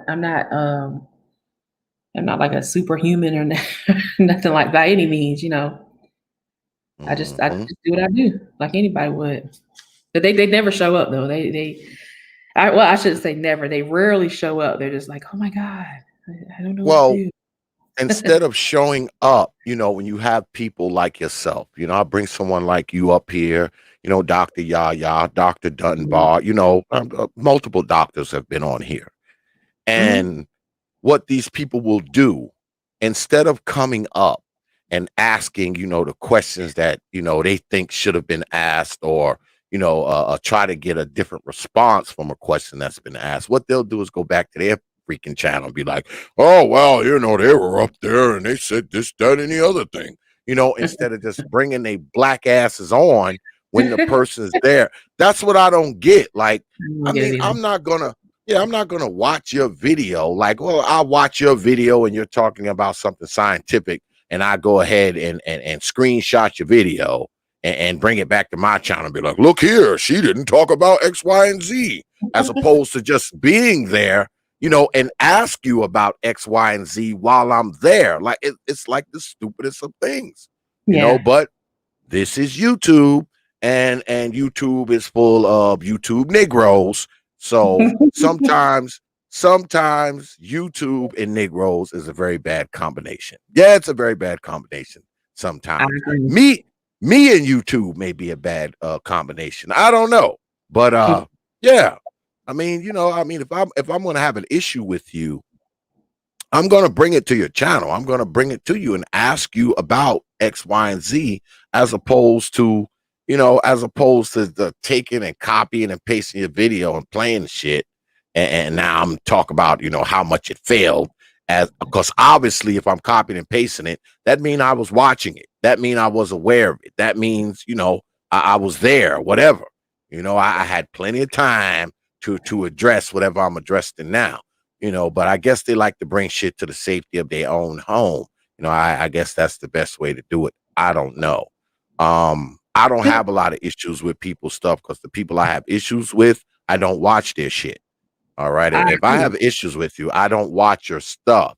You know, I don't watch your stuff to continuously convince myself how much I hate it. That's stupid. All right. You know, I mean, because now you're not a hater anymore. You're just a fan perpetrating as a hater at that point. If I'm study watching your stuff, but study talking about how lame it is, how whack it is, how much garbage. What? But you're still here. Somehow you're still here. I talk about this stuff all the time. Like, You know, you got these people talking, oh man, oh man, channel's whack, it's trash, it's garbage. But there you are in the chat all the time. There you are, freaking screenshotting my stuff. So it's like, really? You know, notice I don't do that with your shit. Notice Right. you don't see me curtailing people's videos and critiquing them and doing all this kind of nonsense, because people that I don't like, if I don't like their stuff, I hate on them by not watching it. That's how I show my hate. I show my hate by not watching you. That's how I do it. But yeah, I mean, what am I gonna hate watch for? If I'm watching you, that means I like your stuff. Right. I mean, why am I watching? I'm watching, like I said, I'm watching to continuously convince myself how much I hate it. To me, that's just the stupidest of stuff. But I definitely agree, because I think you had a stream the other day about hate watching, and I was like, oh yeah, people do that. They hate watch, and they're like, well, I didn't like something you said here. Yeah. Now, if you watching something just to give critical analysis, and you actually go up and you want to talk to the person, like, hey, I don't understand this point you made or whatever, and you have a disagreement about it, you have a good little healthy debate about it, that's fine. But you just in the shadows like a troll under a bridge, and you just watching everybody in the park, and you just under the that's what it reminds me of. Everybody in the park having a good time. They, out there with the little paddle boats in the river, and you under the bridge. Can't stand I hate all of them. Take your ass back home then with your kid, your little ugly kids. Then go on now. Get out of here. Commentating on it like it's a YouTube video, but it's real life. You sit there, you're commentating on everything you see. Oh, look at this damn guy. Oh, look what he got on. Oh, look at that car. Oh man, oh, that's his girl. Damn, she ain't a dime. It's stupid. Yeah, it's like, dude, like men and women will do that. And for women, I'm like, women just, we do that to each other, and it's like whatever. But nobody takes them seriously. But like when guys do it, I'm just like, oh, come on, man. I think media has brought out the worst of us as a people, man. I think this has brought out the worst of us as a people. It has brought out the worst of Negroes. All right. R3Z with the $5 super chat. Appreciate that, R3Z. He says, what is Dr. Nikole's opinion on the second shot vaccines versus the one-shot Johnson & Johnson vaccine? Well, she doesn't like Pfizer. I can answer part of it. She doesn't like Pfizer. Go ahead, Lady Nikole. Vaccine, they have the first one, and if I'm not mistaken, it was like 30 microgram, or is it nanogram or microgram? I can't remember which one. Very small. Saline, like a mil or 2 mils, something like that, injection, but a very high dose of that first injection from Pfizer. And then the second dose, I can't find information on the second dose concentration or the second shot, dose that you get. But for some reason, you have to have those two. And the way they developed it, you have to, and it indicates to me that there is a perhaps an inactivation time or degradation time that occurs within that 3 weeks of this, because it's a fast acting vaccine. So my opinion on that, like I was talking about that earlier, but another thing that I'll mention is like, which I will repeat, just the longevity of the Johnson & Johnson with those 2 shots that you have to get, Moderna with the 2 shots that you have to get. But the difference with the Moderna is it has a fusion, some type of fusion sequence they've put in there. It's not the same as Pfizer. It's a little different than Pfizer. And it's I should say it's less novel than Pfizer, but you do have to have, at least my mom was saying that she has two shots scheduled. She already got one. She's taking another one soon. The one shot with Johnson & Johnson vaccine is what people are used to. It's more traditional. However, the side effects could be more longer lasting because it has a higher concentration of whatever vaccine particles that you have in there. So, for instance, when you had what was the vaccine? I think it was MMR vaccine. I think they gave it to babies orally. It was oral suspension. But when my brother got that, he was a baby. We couldn't kiss him. We couldn't be around him. You couldn't, just certain things you couldn't do around him. Only person that could be around my brother was my mom for about 2 weeks when he was born. And so I remembered that it was a very strong vaccine or treatment that was very, very strong. Because I don't remember him getting like, he might have gotten shots and stuff too. But there was something they gave him orally. And those things were like, you can't be around this baby. We were little kids, like 8, 9, 10 years old. So we were little. So we were like, okay, rambunctious, full of germs, in and out of daycare and school. So we always getting sick, always having germs and stuff, and good immune system, but just always in and out of sickness and in and out of taking cod liver oil and everything else that was nasty. But yeah, that we had to stay away. And see, those are traditional vaccines. The one my mom had, my dad had, a lot of people back then had with the polio vaccine. Those are traditional. That's what Johnson & Johnson is. And Dr. Dunbar and I went back and forth talking about the differences between some of these vaccines and how they work. He showed a lot of good material on that. So I would go check that out if you need more information. But yeah, like Squeaky G said, that's a good question. Yeah, keep the questions coming, folks. Because this is Ask the Doc, so that means you can ask the doc. Well, let me ask you, why is there? Should we be concerned with that though? Should we be concerned? Because as you know, I took the shot and I have to take another one. What's the difference between why is one vaccine just one and done and the other one is 1 in 3 weeks, another one then done? Yeah, the way that's developed, because I don't have the detailed like information on what it's proprietary information for obvious reasons. But as far as the details, the only thing I can go off is what its sequence is, what it would look like in silico, what they've given as far as the articles and research articles. And I think that it's based on the fact that it's an mRNA based vaccine. You have to give a booster. And based on their trials too, because I think I think Pfizer actually tried with just one injection. It wasn't enough. Okay. It wasn't effective for this virus because they don't just do they have like pre-trial intervention. Like before a trial, you want to intervene with different possible explanations for why your drug will or will not work. And so before the trial, before you can even apply to do a trial, trials are in the tens of millions of dollars.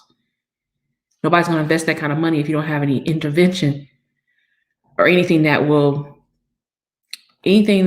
criticize your potential drug, pro or con. Like you have to have something that supports it and something that would criticize it, scrutinize it on both sides. And hopefully your side that's for it will win and you get your trial off the ground. But I would say like they had like tried to have it where it's just one injection for different pieces of the coronavirus sequence that they're looking at. The ACE2 receptor, right? This angiotensin angiotensin converting enzyme 2, which is ACE2. So they tried different portions of that. Let's just target different portions of it in one injection. Didn't work. Okay. Let's try larger portions of it with one injection. Still didn't work. So they realized you have to target large pieces of the ACE2 receptor that's specific to coronavirus. That's the human, this human coronavirus. And you have to see, okay, we need to give you a booster. We need to give you force your body to accept it, because the first time they give it to you, the thing people don't understand is with transfections, because that's what this is. This is a transfection that they've given you with Pfizer, the Pfizer vaccine. They have transferred foreign particles, foreign sequences of mRNA into your body. You have been infected with foreign sequences, basically. And so what you're looking at is like not only a transfection, but the effectiveness. When I do a transfection on cells, or I do a transfection on different tissues, the efficacy of that transfection should be between 90 to 98%. If it's below 90%, I have a problem, meaning that some of the cells did not accept this transfection. What I do is if it's like 85%, I'm like, still, it's not good. For some people that might be good, but for me, it's not. I need around 95, 96, something like that to go further. What I would do is take those cells, spin them down, separate out the bad dead cells or dying cells, get the healthy cells, reinfect them again. That's the same thing they're doing with Pfizer. Because when your cells take about 21 to 28 days to, go through a cycle and flush out of your system, blood cells, like most cells, takes about maximum like 30 days. Okay. So once those cells die or get old and flush out, the vaccine is usually going out with it. It's not like sticking around. Those particles aren't sticking around. The protein may not be sticking around as much as you think. The protein may be sticking around 80%, 75%. So you want to induce a immune response again. So it's like a reinfection of this with this vaccine, with this drug. And so that's why I see the only reason why you need it is because it's such a fast acting acting drug. Very fast transfection. For me to show you the difference between, I know people aren't cells and all that, but to show you the difference between transfecting, because you can transfect mice through their tail. You can give them a tail vein injection of virus. You can inject a liquid vaccine through their tail. It goes straight to their liver, straight to their heart. You can make these vaccines go where you want them to go in a mouse. So nowadays you can just inject through their tail, and I want this drug to be designed to go to their brain, and it will go to the brain. You do the scan, all the particles you inject through the tail is in the brain. Like 2 days later, guess what? It took 2 days to get to the brain, and that's a small baby, little mouse you can fit in your hand. You're a grown man. Injection they gave you took 20 minutes. So you see the difference in a transfection that they're using. It's pretty strong. I mean, it's accurate and it's pretty strong, but it's not strong enough. The longevity of it is the question. So it's not lasting long enough in a human body. And so that's the reason why they need another booster for you. This is just from what I'm reading, from what I'm seeing, and studies, the way they designed it and everything. I'm like, oh, okay, I get it. Wow. Like, well, that's something I would never be able to use, because 20 minutes is too fast. You would be like, what the hell happened? Like, experiment's done. I need to go home. Like, I can't be sitting here all day. And transfections, 48 hours is the maximum. 2 days it takes some kind of response. Well, brother Anicetus sent me a Cash App, and he wanted to know which one do you think is safer, the 1 shot or 2 shot? The 1 shot or the 2 shot? Oh, which one is safer? Yeah, that's a good question. Because safety is phase 1 trials. All of these have gone through phase 1 trials. I don't know. That's a good question. I think if I'm looking at it from a biological perspective, I would say anything that's more traditional What, like Johnson & Johnson will be the safer bet, which is, I think that's one shot, safer bet to take. But your side effects you may have issues with side effects because it's such a high amount that they're giving you at one sitting. All All at one time, and it's like you don't come back. So that's the problem. That could be a problem with young children and elderly people, because there's been a problem with traditional vaccines in the past, but we didn't have anything else except traditional vaccines in the past. Like the safety, and the thing about safety when it comes to trials, phase 1 trial, 1A, 1B, this is usually just safety. Did it kill you or not? That's all they want to know. I'm serious. You can look it up. You don't believe me, people don't believe me, whatever. Look it up. That's what it's going to tell you. Safety, what is the safety precautions and safety guidelines, and the what is their modus operandi when it comes to safety of a vaccine or a drug? Did it kill you or not? So if you lived, it's good. If you survive, you get good. And you better be hanging out the cliff, but you all right. So when I go back, Lady Nikole, are they basically just, what are they giving me when I go back? Are they giving me the same exact thing? Are they giving me something stronger? Are they giving me something extra in that second shot? Yeah, that's what one of my colleagues was saying. He said they give you the same thing because he asked them, the one that had the asthma, he was like, I need to know what y'all giving me. He brought the paperwork back from the first time. Because we're big on concentrations and dosages and stuff like that. And he was like, what's the dose? It was the same dose, the same coding. On his paper, he had the sticker with the barcode on it. And it was the same. Only thing different was the code underneath the barcode was different because it's a different day. But in different vial and stuff like that. But he saw it was the same concentration, or same dosage that he was getting. He was like, oh, okay. And he's like, I thought it would be stronger. I said, yeah, I did too. That's what I was when Dr. Dunbar and I were talking about it that one time. I was like, maybe the second time we have it be bigger dose to ensure efficacy longer term. But most people are saying, no, it's like that's the same thing again. So having the booster very close in time, to the first shot, the second shot, very close, like 3 weeks separated.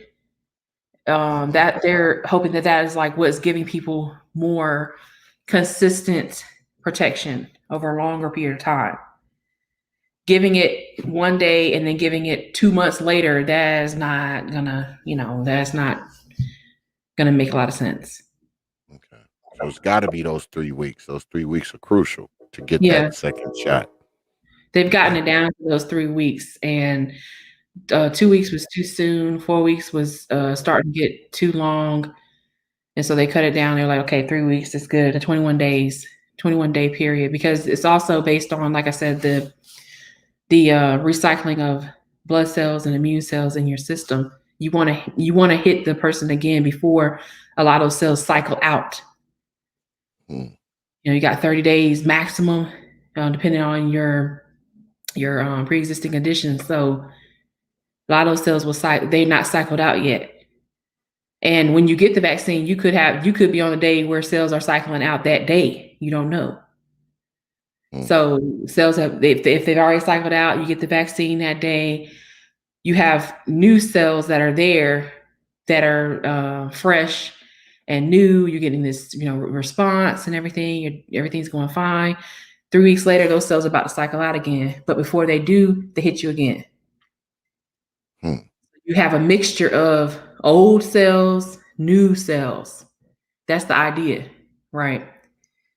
That's what I'm reading, from what I see, when I look at a lot of these other papers that have developed antibodies against the COVID proteins.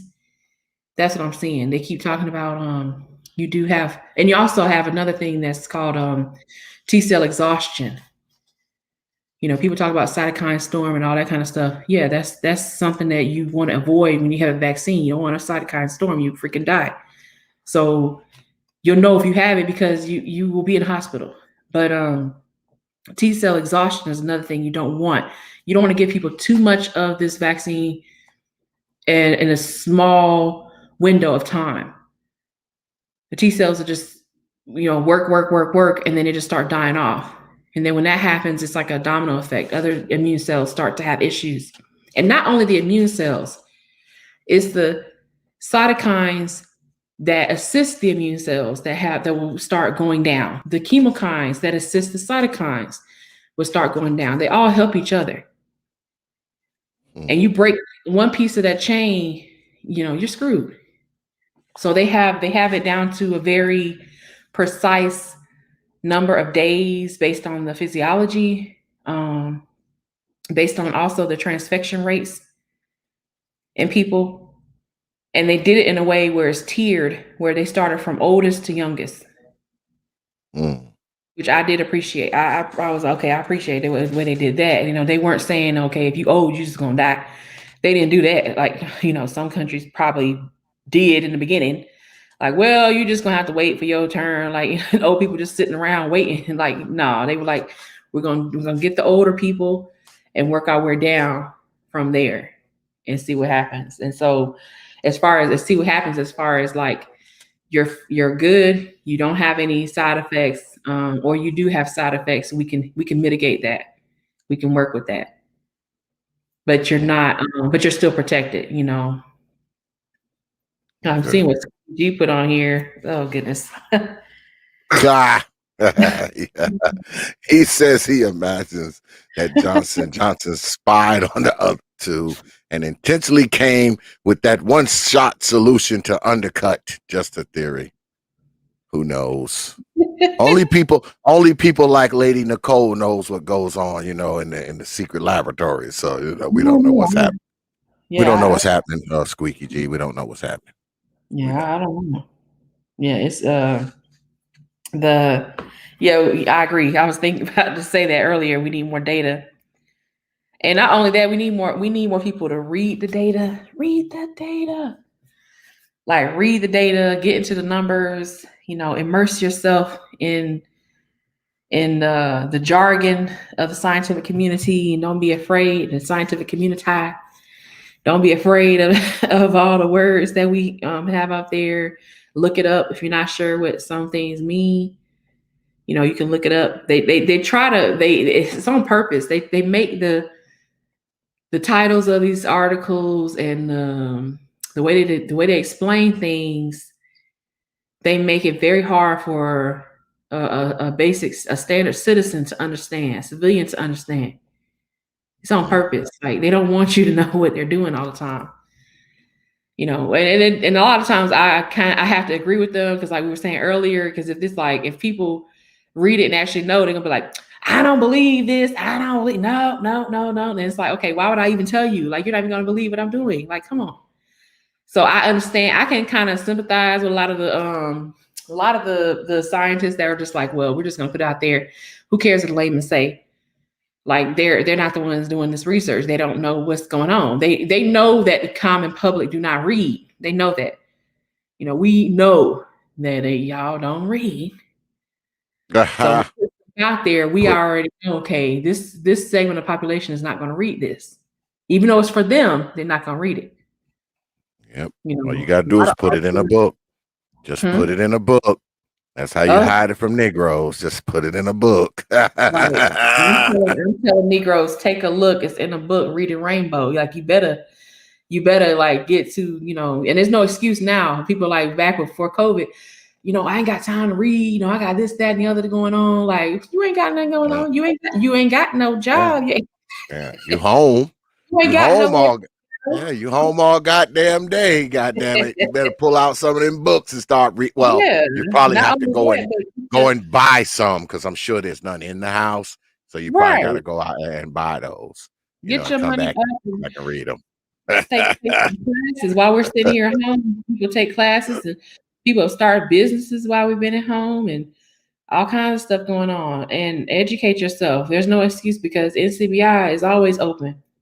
NCBI, National Library of Medicine, NIH, all these people, these that's what NCBI is, National Center for Biotechnology.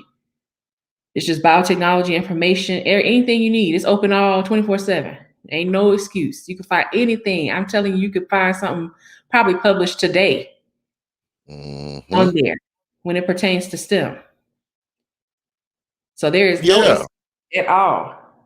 I mean, you would think, with the whole COVID crisis and everybody home and people done lost jobs and they're just sitting around doing nothing, I guess playing Call of Duty and Fortnite, you would think that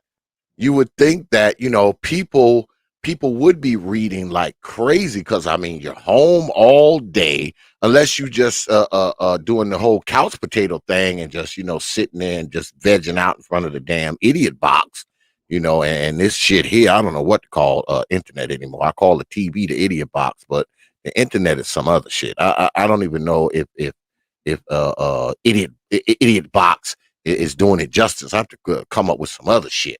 But you're sitting around doing that all day. I mean, there's got to be some time for some reading. You should be able to get a few brief moments of reading in, while you sitting around twiddling your thumbs and shit. Right. You should be getting some reading in, folks. Reading is fundamental. I know that sounds like a cliche, but it really is. It really is. And I don't mean reading text messages and Facebook posts. Some real shit that you have to go learn something from. Reading the memes and stuff. reading memes and trying to see who hating on you and all this kind of foolishness. That kind of stuff. Nephew, he calls it. He said he was like, I'm about to go to Meme Street. Yeah. And I was like, what is Meme Street? He said it's like Instagram, YouTube, and Facebook and stuff. He calls it Meme Street. I was like, boy, stop. Yeah. But him being a little kid, it's like, wow, okay, they just coming up with all these little catchphrases and stuff. I'm like, I feel old, man. I'm behind. But one thing that will never get old is reading. And the people that have this concept where you can come up here, you don't have to have any kind of like knowledge base, and you don't have to have any kind of like references. Like most of the stuff that I'm saying, I can just go and find a reference for it, as far as like a peer-reviewed article, and you can see it there for yourself. But I encourage people to like look things up for themselves as well, because you might find something that I didn't even know was there. And you might find something where it may not necessarily change the way you're thinking about that topic right then, but it's planting a seed. That's all I ask. Is like people just plant a seed. Later on, a couple of weeks later, you'd be like, wow, oh man, I read something on this. And you're like, I gotta really consider this. This, I really need to take this into consideration into more depth. And it also, what the reading does, it also encourages you to have conversations about those topics. And what will happen, what I think a lot of Black people are afraid of, you have conversations about these higher level topics around people who don't care about these higher level topics. What's going to happen? Yeah. They're going to be like, I don't want to hear about that. No. This is the line I get when I talk about this kind of stuff. Oh, that's white folks stuff. That's what they always say. Oh, that's white folks stuff. Like, what the hell are you talking about? Are you not on this earth? Are you not on this planet? Do you think that, there are, these diseases that, especially when you're talking about COVID, I know the people, most of the people around me, not my immediate family, my tribe, because I rule it. I'm the chief, but I'm talking about all the other people. The people in my tribe, they have to do what I say and they have to listen to me. So they don't really have a choice, but they have to do what I say. But, people outside of that, a lot of them did not take this COVID thing seriously. And see, me, I did. 3 people in my family had it. Now, luckily, because my son had it, my youngest son had it, right? One of my nephews had it. My teenage granddaughter had it. All right. Now, all of them are young. All right. So they recovered and they went on with their lives and doing all the crazy mess that they always do. But when I saw that, I was like, man, this is for real. Now, I thought it was real before that now. You know, I thought it was real, but I Yeah. didn't see it as serious until that shit hit home.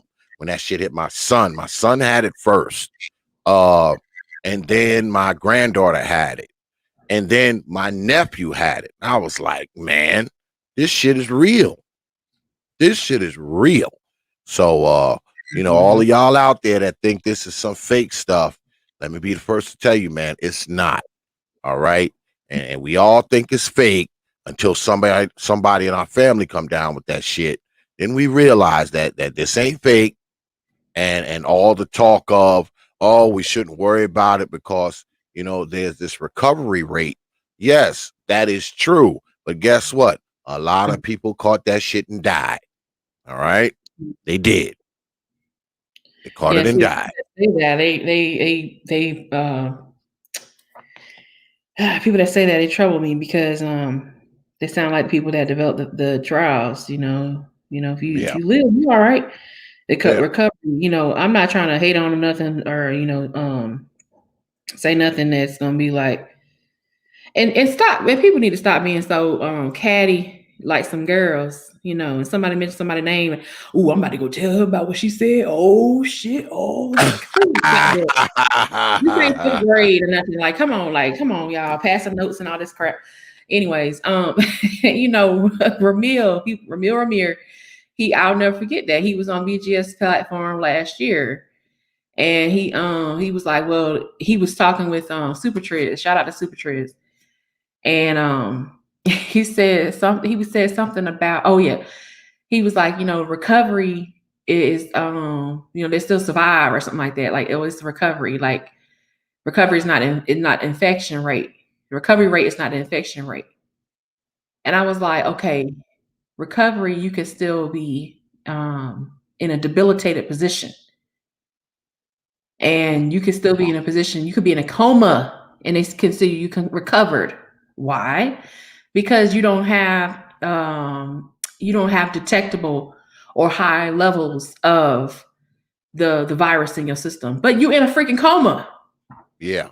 And you lost your leg. Like the dude, the dancer, whatever, that had lost his leg, and he was in a coma. And I think he eventually died in a coma. There's nothing they could do for him. Weeks later, he, still in a coma. You recovered, but you have permanent lung damage. Judge Dre has talked about this. Charles Faulkner Jr. has talked about this. Yep. Many people have talked about this. You have liver issues where your liver looks like you have a cirrhosis or what is it? Steatitis or hepatitis or anything like that. Like where it physically looks that way, where the readings that they get from your liver are almost like a disease, like you have some type of liver disease, but you're recovered from COVID. You're good on COVID, but now you got permanent liver damage. You're 25 and you have the liver of a 68-year-old. Well, congratulations. Like, that is a silly ass comment to make. Like, well, you're infected, you're recovered, and you're good. No, that's not always the case. You can't go by that. If you really want to go by the real numbers, they'll be more daunting and nobody will be going to work. Nobody will be going to Walmart. Nobody will be, going to the gas station. If they really told you what was really happening and how people really ain't recovering like you think they are, he'll be like, oh, shit, I ain't going nowhere. Like, you'd be at home every day right now. I'm talking about young people, 18, 19, 20 years old, 35 years old, up to 80. Yeah. That recovery thing is a misnomer when you look at it, when you start breaking it down and looking at the statistics of it. And then you have people who've quote unquote recovered and then been vaccinated. They're desperate. And I'm not saying that as a negative to them. I'm saying that, like, okay, they're at the end of their rope. They're like, look, I might not make it next year. I may not make it past this year's flu season because I have permanent lung damage, tissue damage, and I get the flu or I get COVID again and the flu, I might be done. Yep. And well, the people who you often hear talking this shit usually don't have any letters behind their name. Yeah, those are usually the people who are fine. That's giving fine. you all. They're giving you all this scientific and medical advice and all this kind of nonsense. But they're a plumber. They're a plumber in real life. They're fucking a truck driver or some shit. But here they are giving you all this medical and scientific advice. I'm like, wait a damn minute, man. I thought you should be talking about plumbing. You shouldn't be telling me about recovery rates of COVID. I don't want to listen to you talk about recovery rates of COVID. I don't talk about it because guess what? I'm not a doctor. I'm not a scientist. I'm a mechanical engineer. You want to talk to me about internal combustion engine technology? I could talk to you about that shit all night. But telling you about the effects of the virus and how potent the vaccine is and what's the rate of it killing people and all that kind of stuff. I can't have that conversation with you because I don't know what the hell I'm talking about when I had that conversation with you. So, it's kind of hard to listen to people talk about, oh, well, man, if you get COVID, you'll be fine. And this motherfucker work at Walmart as a cashier. He's giving you medical advice. Like, man, the hell out of here. I can't, no, absolutely not. He's trying. Absolutely not. The thing is, people, and that's fine. I have issues with people that are communicating and trying to convey knowledge and gain more understanding.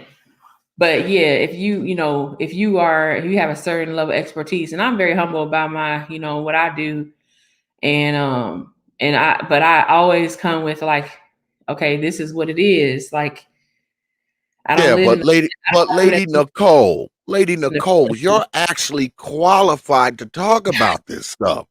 Yeah. I mean, the things you were talking about tonight, I listened to them and they're very interesting and I'm actually learning. I just don't think I can sit here and listen to a plumber tell me about the different strands of COVID. What the hell do you know about the different strands, man, except what you saw on TV? Like, that's where I'm at with it. Fine, you want to talk about something, talk about it. But Yeah. I don't think people who aren't in the quote unquote field, if you're not a medical person, if you're not a scientific person, if you're not a studied learned person, I mean, I just don't think I'm not going to take you that seriously. I should say. I mean, you could talk about it all you want, but if I want a scientific question answered, I'm going to hit up Lady Nikole before I hit up my plumber friend. I mean, that's just where I'm at. Now, if I got a plumbing question, I'll hit him up, but I'm not going to hit him up asking him about the strands of COVID. I'm just not. So that's where I'm at with it. Yeah, I feel you on that. That makes sense. I mean, we have I think because in the scientific community we have, everybody has the ability to speak, but and everybody see that's another thing I want to say. Let me clear my throat. Excuse me. That's another thing I want to say. In the scientific community, everybody can talk.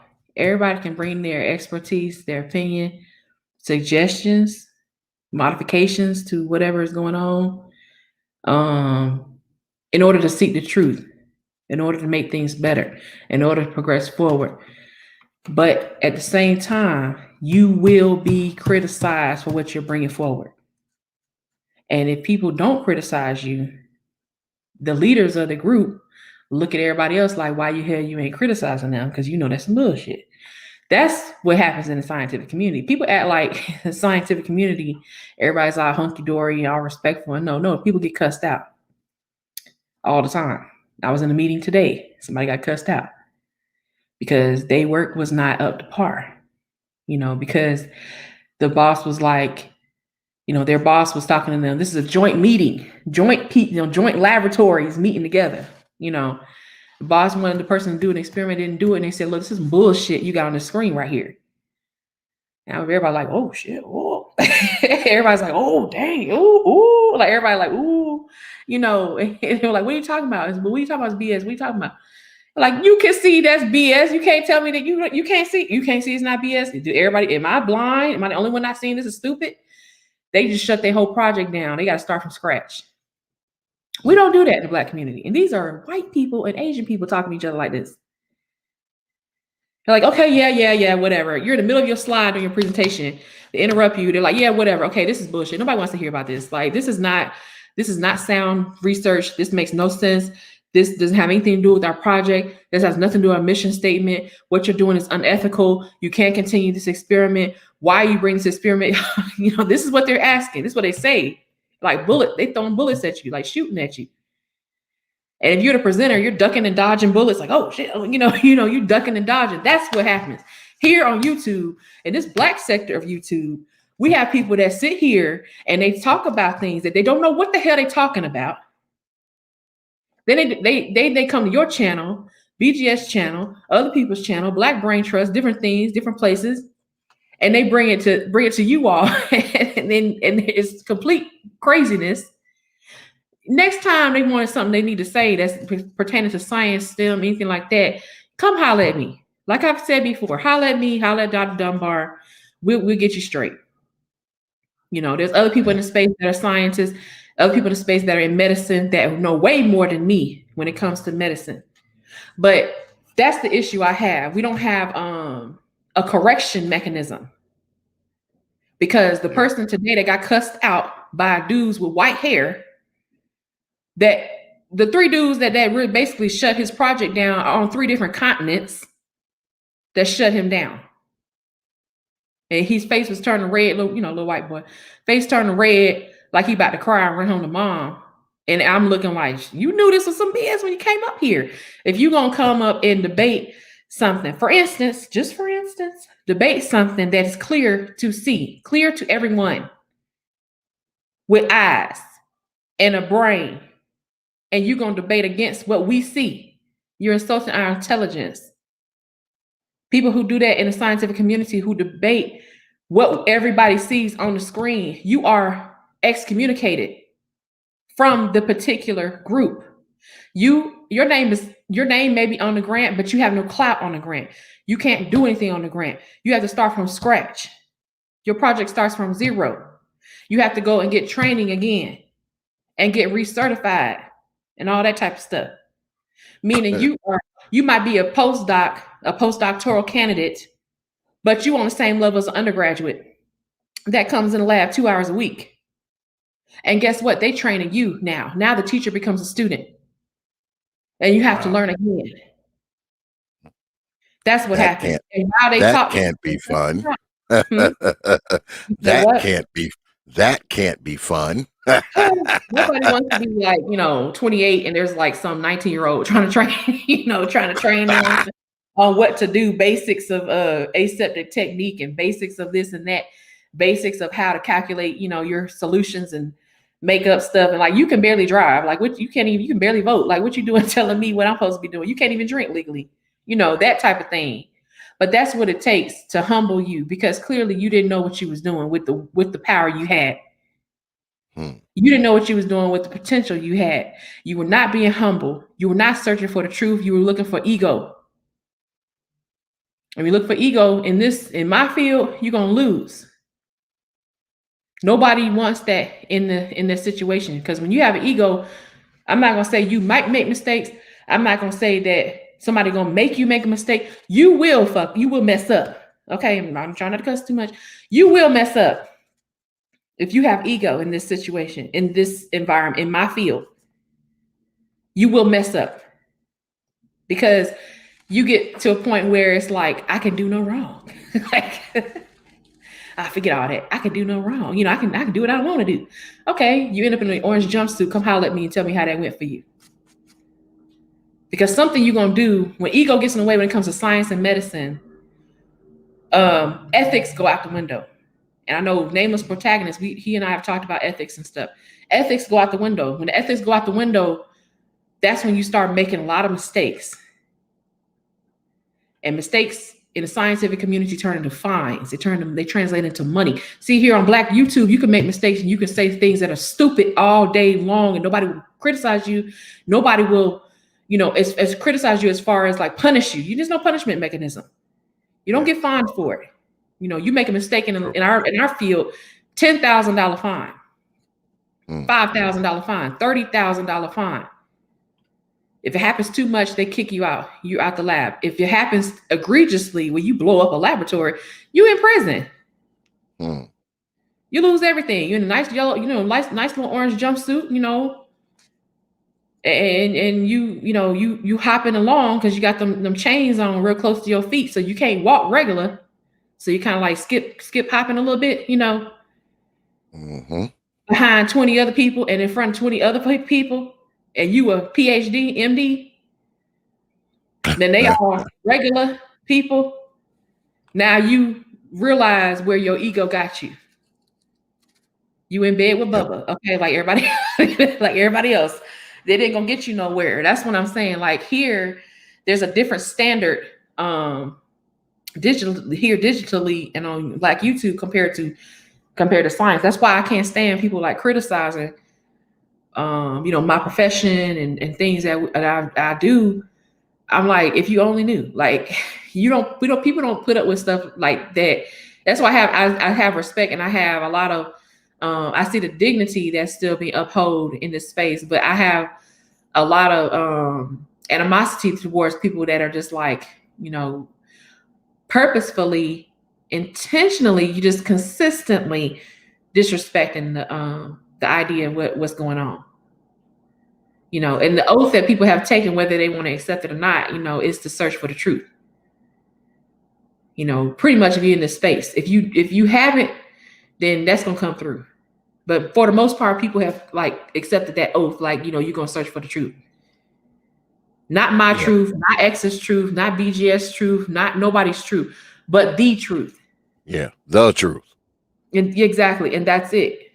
When I see stuff happening, I'm like, this would never happen in our I'm like, in our arena. This will never happen in our field.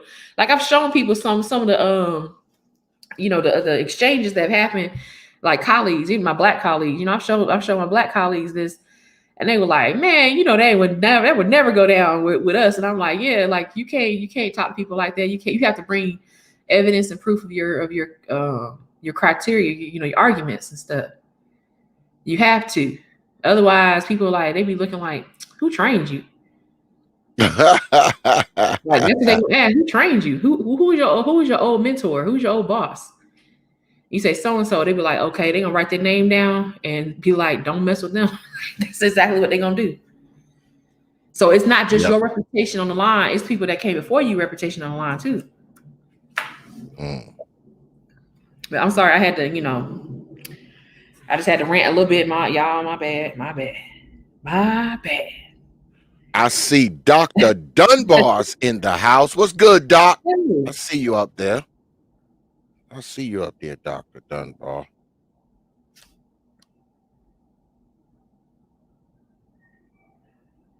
Yeah, I'm sorry. I didn't mean to go off on that.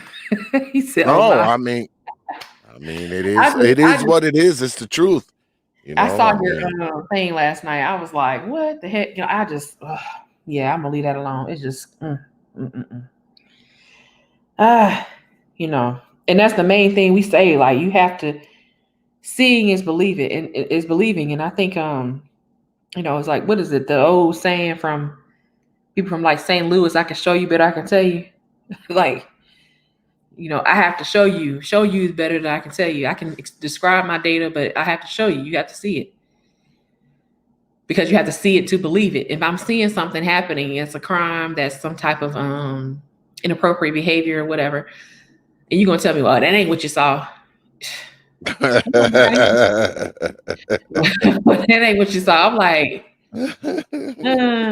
okay. Like, we see in the field, if you in science, if you have you have more trouble convincing people that they saw something. Not, you ain't see that.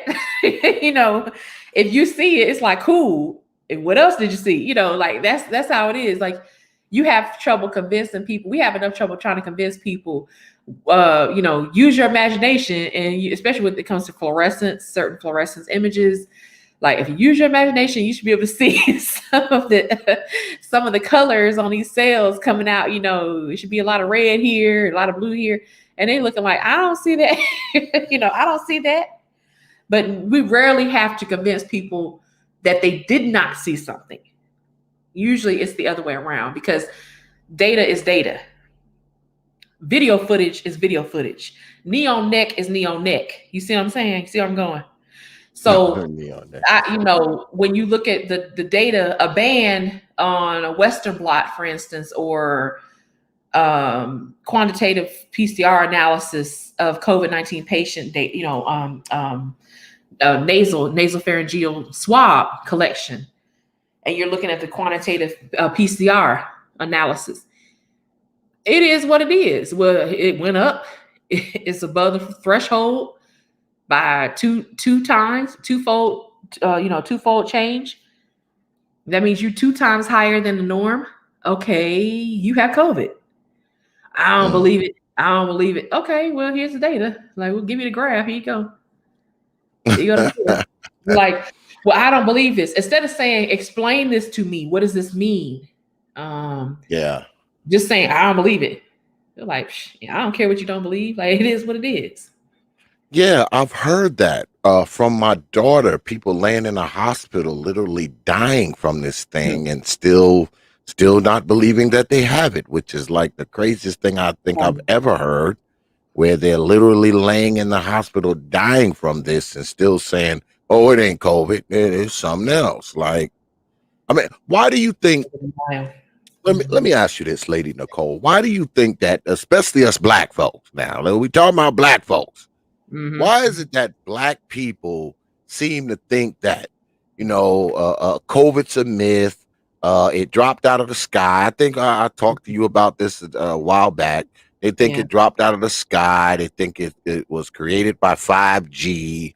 They think it's the mark of the beast. They think it's some man-made shit that they made in Washington, D.C.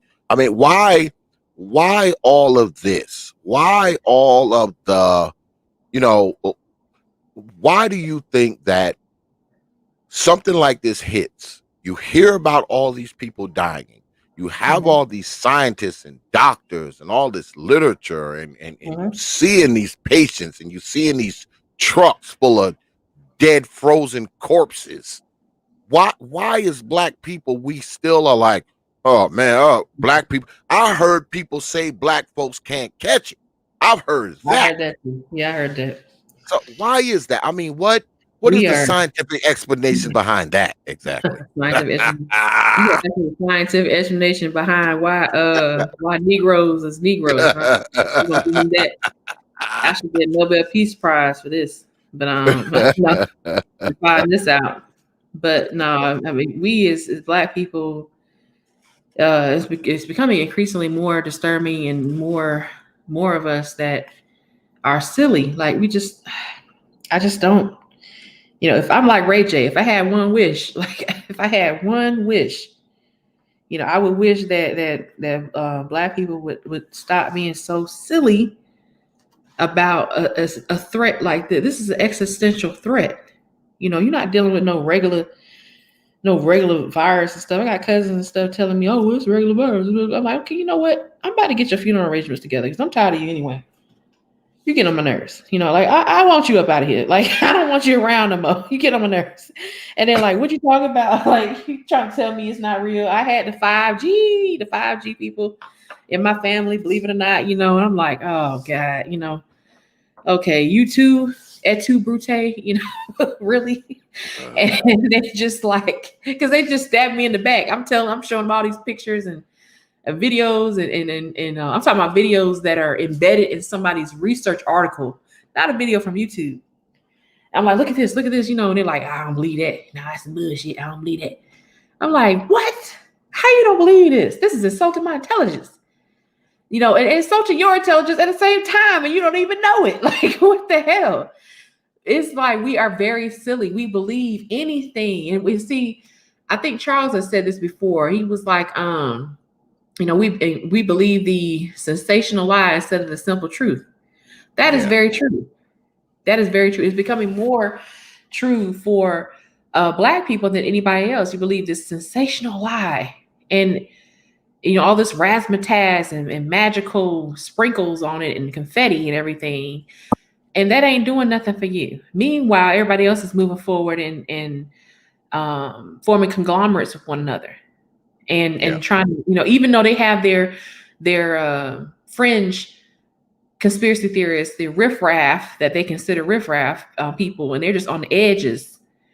Ours is becoming more mainstream, or has become more mainstream, where they believed in 5G. They believed that, what was it? They had a chip or something in the vaccine, which I don't know how you could imagine that when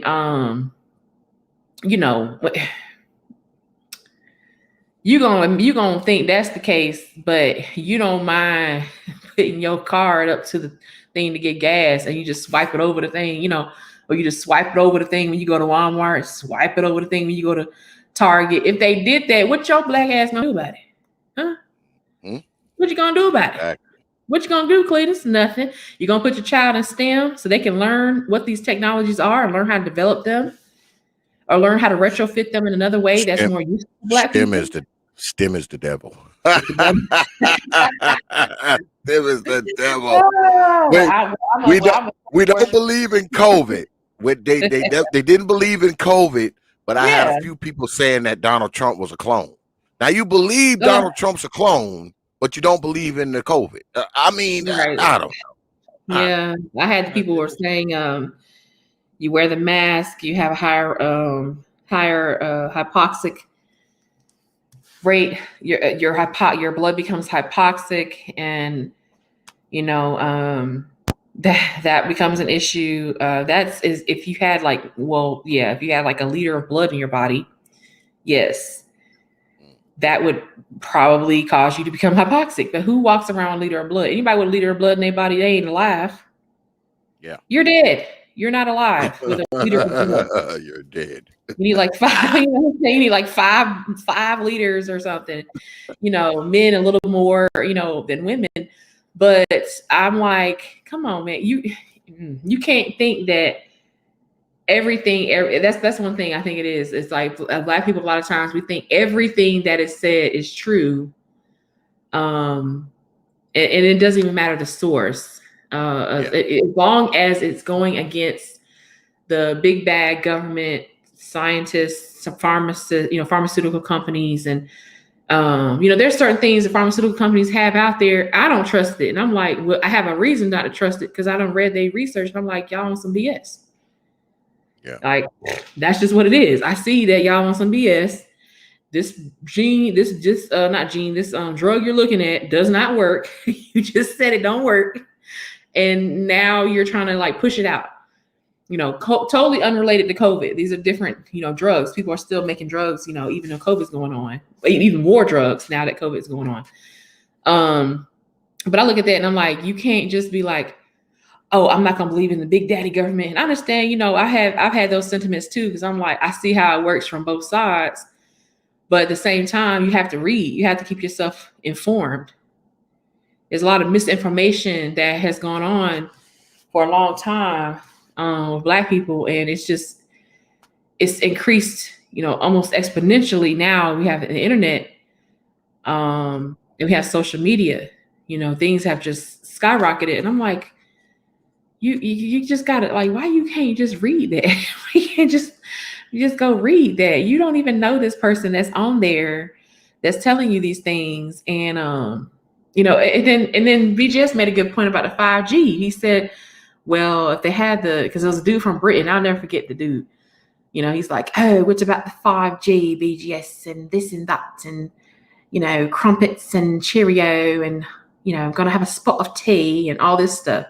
And he talking, and VGS was like, if they found out it was 5G, wouldn't they just turn the 5G towers off? Yeah. Oh, I was dying. I was in the car like, yo, like I was in the car driving. I was like, yo, I was thinking it before he said it. I was like, just turn the shit off. Like, just turn it off. And he was like, why don't they just turn it off? I was like, what? That is like common sense. Right. When it first hit, I mean, I must have saw I don't know, maybe 8 to 10 videos that people were sending me with these magical cures. They were like, oh, just take some onions and lemon and boil it and breathe in the steam, and that's the cure for COVID. And I'm like, the scientific evidence for this is where now? You know, like, then I had somebody had sent me some shit. They said, they told me they said Alka-Seltzer. They said make Alka-Seltzer and put some other shit in there, like some apricot or some shit. I'm like, man, y'all are telling people shit that's gonna fuck them up. That's gonna hurt them. Yeah. God damn it. It ain't gonna cure no COVID. You know, y'all bad as Donald Trump with the swallowing bleach and spraying Lysol down your throat shit. You know, that kind of shit. You know, because he was saying that kind of stuff, like, you know, spray Lysol down your throat, drink bleach and also kind of nonsense. I'm like, man, anybody that's listening to anybody who don't know anything about this shit is a fool. That's what I was thinking. I'm like, man, even the president, because obviously this motherfucker is no doctor. He's no scientist. So why are we listening to this motherfucker just because he's sitting in the big chair? Like, nah, man. I'd rather go to my damn family physician and listen to him. At least this motherfucker is a real doctor. You know, I mean, come on, man. Yeah. And then on top of that, you have like Dr. Dunbar saying that terrain theory. The terrain theory, yeah. I had a discussion AM1 about that. AM1, we were talking about exosomes and the virus and everything. And I it started from the comment section. He was leaving comments about different things. I was like, okay, so we have a stream about it. Hash these things out, get some clarity. The terrain theory is something that people it's been debunked so many times, but it has been, since COVID, it has come up again and again. And what it says is that if the body is if you have a well-balanced diet, then germs that are natural, germs are natural in life, bacteria, fungus, mold, viruses and things, prions, they're a natural part of life.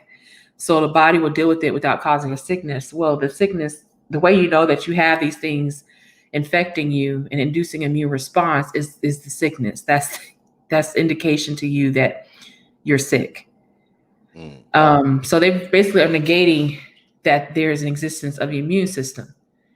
And they basically are negating that there is an existence of only about 6 main symptoms you have when you're sick. Headache, nausea, fever, upset stomach. You have gastrointestinal issues. You have shakes and chills and things. So maybe 5 or 6 different things that you could have with any kind of infection, any kind of assault on your immune system. But the people with the terrain theory think that having so many toxins and chemicals and metals and stuff in the soil and your air and water is making you weaker. And I'm like, having pesticides is making you weaker, but they negate the fact that the life expectancy has increased since we have done a lot to manipulate the natural environment. Irrigation alone and having cleaner water has made that possible, primarily because, of course, with cleaner water, you have crops that grow better. Of course, we survive and live longer. And it really, to me, terrain theory is like an open door to 5G and a lot of the EMF. I can't even call them theorists. EMF, poppycock people out here. I don't know what else to call them. Like I can't even call them a theorist because it's like, really, people out here developing all kinds of nanoparticles and nanotubes and nanocoils and different things that can be used to starve cancer cells and lure cancer cells to eat them so that they can die. You got people developing that type of technology. You out here talking about some EMF stuff. If it was EMF and it was causing so much damage, like I said earlier, the government would just turn that stuff off. So the terrain theory is really, in my opinion, it's a joke, because the people that say it, they're naturalists. They're people who don't believe in pasteurization. They don't believe in vaccination. They don't believe in immunization. They don't believe in a lot of things that pertain to current society. They're more on the lines of a person who wants to be off the grid. They want to live off the grid. Yeah. While they're on their goddamn laptop using their iPhone and all that. Yeah. Okay. While they sit inside of a house, that has heat, AC, lights, running water, all of that kind of shit. You talking that off the grid shit, that means you have none of that. That means you have a fucking hut that you built in the woods. You get your water from the stream. You take a crap in a hole. Okay, and your communication device is smoke signals from a fire that you make. That's how you communicate. You don't have a cell phone. You use smoke signals to communicate to the other people who live on the other side of the valley. That's what kills me, because you have people who say this terrain theory and everything, but then they're blogging about it. I'm like, well, where did you blog it from? Like, did you drive 50 miles into the city and borrow a laptop from somebody real quick and go to McDonald's, use their Wi-Fi to do this? Because, you didn't put it in the newspaper or nothing. Yeah. Drive? How the hell are they driving? They're off the grid. That means they're walking or using a horse and carriage. Horse and carriage. God damn it. No driving. You're off the grid. When people talk that off the grid shit, guess what? I can't even talk to you because, see, you don't have a computer. You don't have a cell phone. I'm looking up in the sky and I'm seeing your smoke signals, trying to figure out what the hell they mean, because, see, you're off the grid. So there's no way for you to communicate with me. I have to go somewhere and learn how to translate smoke signals, because, see, that's all you got. All right? Mm-hmm. That's all you got, unless you're using pigeons. You got like homing pigeons that you're putting little notes on, that you're scribbling shit on in blood on homemade paper that you're flying to my house. Like, man, it's just, this is the thing. Media has not just created a bunch of media experts, right? It's also created a bunch of media philosophers, media theorists, media scammers, media doctors, media scientists, media teachers, media everything. All right. Shit that they was not doing before this media stuff. All right. They weren't thinking about science. They weren't thinking about medical shit. No, they weren't thinking about that at all. But now here comes media. Here comes the internet. Now everybody's a doctor. Everybody's a scientist. Everybody's a philosopher. Everybody's a teacher. Everybody's an astronaut. Everybody's everything on the damn media. You can be whatever you want to be. That's what it is. It's like it's like this it's like Wonderland. It's like Fantasy Island. You know? Only thing missing is tattooing Mr. Raw. That's it. You can go there, whatever you want to be, you're that. All right? You're that. So I'm not surprised by any of the crazy nonsense I hear. And this is why that's why I started this series. Okay? Because I wanted people who not only know what they're talking about, but are qualified to talk about what they talk about. All right? So when they come up here and talk, you're getting the real stuff, because these people are in the field. They've been doing it for years. Okay, they're an open book with who they are and what they do. And guess what? I know all of the shit that I hear up here can't be debunked by none of the so-called media doctors and media scientists. They can't debunk it because they be looking stupid. So This is why I started this series. So if people want to ask questions about, these type of things, scientific things and medical things, they can actually talk to a real doctor, a real scientist, a real psychologist. That's what this is for. That's what it's for. And I'm glad that y'all take the time to come up here. I appreciate you, Lady Nikole, and all the other docs that come up here, like Dr. Dunbar and Dr. Yaya and such. I appreciate y'all coming, spending y'all time with us, man, and answering the questions, and the people get real answers and not some old made up media crap that some motherfucker done heard from somebody else and put their own spin on it. So I appreciate all of y'all, man. I respect what y'all do, and I respect, what got y'all there, because I actually have a few doctors in my family. I have a handful of PhDs in my family, and I saw their sacrifice, man. I saw what they went through, to get to where they got to, man. And I respect it, and I respect y'all. So hopefully y'all will continue to come, y'all will continue to come through, so we can hit y'all in the head with some questions that's probably crazy that we probably should know already, but we need y'all to answer them so we can go and talk shit to other people and pretend we're a doctor too.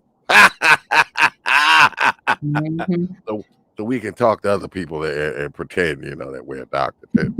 But well, you can always point them in the right direction of what to read, and how to research some of the stuff is important too. And like this on the screen, the best one I heard was that Black people had too much melanin in their skin to get COVID. Yeah, I heard that too. Brother Autry. Like, Black people, we can't catch it. What else did I hear? Said some things about that, and I was like, dude, stick to your DVDs, man. Stick to your documentaries. Yeah. If I was him, I'm not in the business to tell Black men what to do with their life, but you got 3 sons. Yeah. Put each and every one of them, and you got a daughter. I don't know what she's doing, it is what it is, but she's an adult now, she's grown, whatever. But you got 3 sons, put them in STEM. Yeah. So they can tell you what's going on, so you don't have to sit here and make stuff up on your streams. You know what I'm saying? Like, I'm not, like I said, I'm not in the business to tell people what to do, especially men, tell men what to do, but that's just me looking at it from the outside. You don't know what you're talking about. Like he was saying, it ain't really hurting, you dig, family? Yeah. It ain't hurting people, Black folks, the way it's hurting all these other folks. I'm like, are you kidding me? He's in LA. That's not true. That's not true. At the time, I was like, wait, fool, you in LA? Like, what? Are you seeing the same things I'm seeing right here? Like, you here in the same city I'm in. He right down the road from me. Like, come on.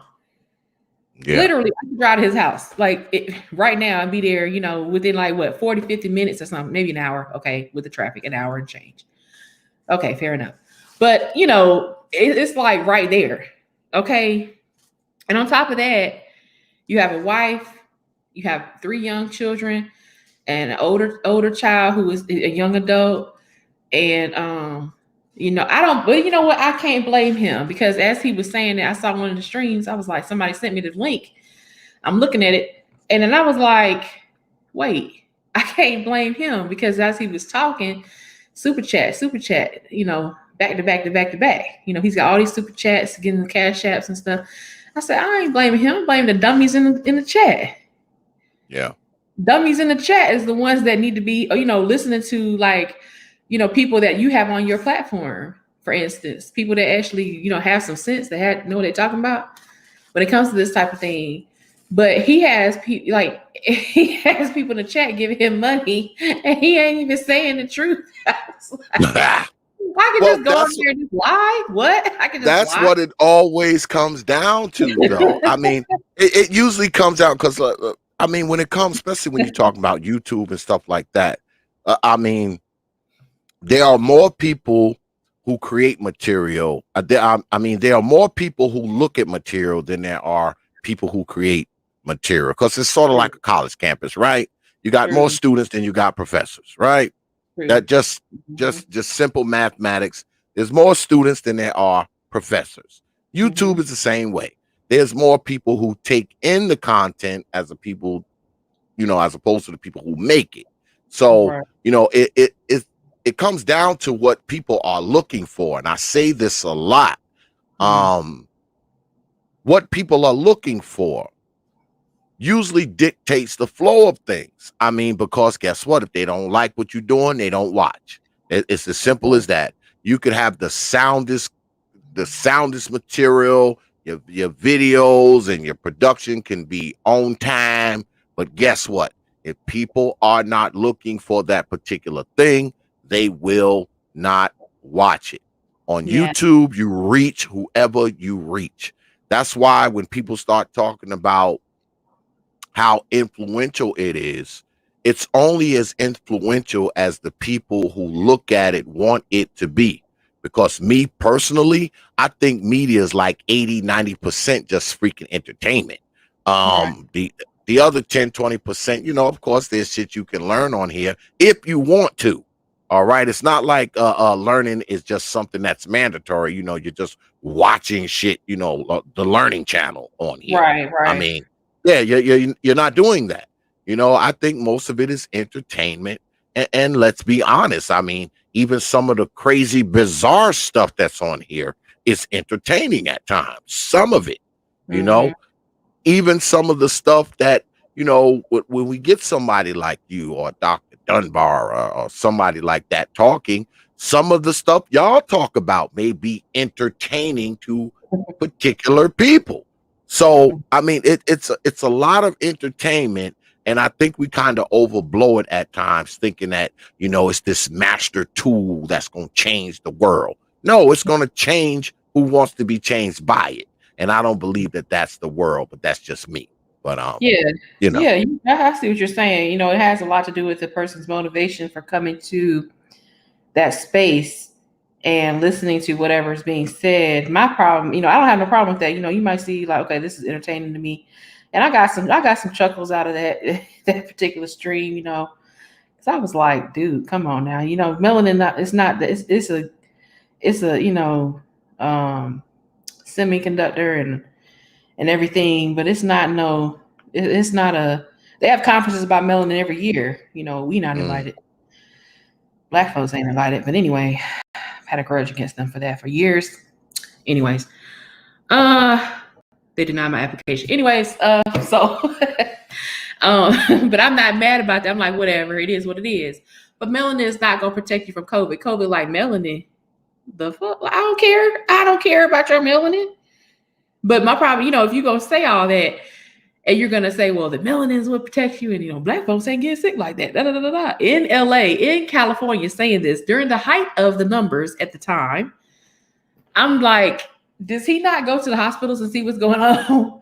But my problem is not even with that, you know, because it's like you said, it's still entertainment, and you may be, you know, touching a nerve, and somebody may have already thought about that and said, you know, it ain't really affecting us like that because we strong black folks, we, you know, we this and that, and triple darkness and double chocolate and all this stuff. But you ain't got to pay somebody that's telling you that. That's my problem. Why are you paying this guy? Yeah. Why are you separating yourself from your money? And then 3 months later, man, I'm struggling, man. You know, I lost my job, I'm struggling, I'm laid off and everything. Where's the money you was giving so-and-so for? And I'm not saying, you know, I'm not calling him out specifically. I'm calling out anybody who's on that type of thing where they're just talking crazy conspiracy nonsense. You know, where's your money? Go ask for your money back from so-and-so that you gave the money to, talking conspiracy theory, mumbo jumbo. Why don't you get your money back from them? Now you struggling. That was like what, June, July, August, 2020. Didn't you give them money talking about 5G a couple months ago? You gave them $50 talking about 5G. Yeah. A couple months ago, and they were like, "Damn, yeah, I did do that. I did do okay. Well, you know, and you got COVID. Damn, gosh, hate it for you. You know, I'm looking like, wow. That goes back to what you were asking earlier, like silly. You know, Dr. Claude Anderson calls it inappropriate responses. Yeah. Inappropriate responses. That is an inappropriate reaction to something that has happened to you, something that is happening to you. you know. And I think in the time of emergency, we don't prepare. That's one thing before an emergency. And so when emergency hits, we're not ready.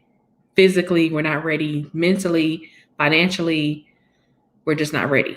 And it doesn't take much to just like do a little at a time to be ready for natural disasters or anything like similar to COVID or anything like that, any kind of disease like that. We're not ready.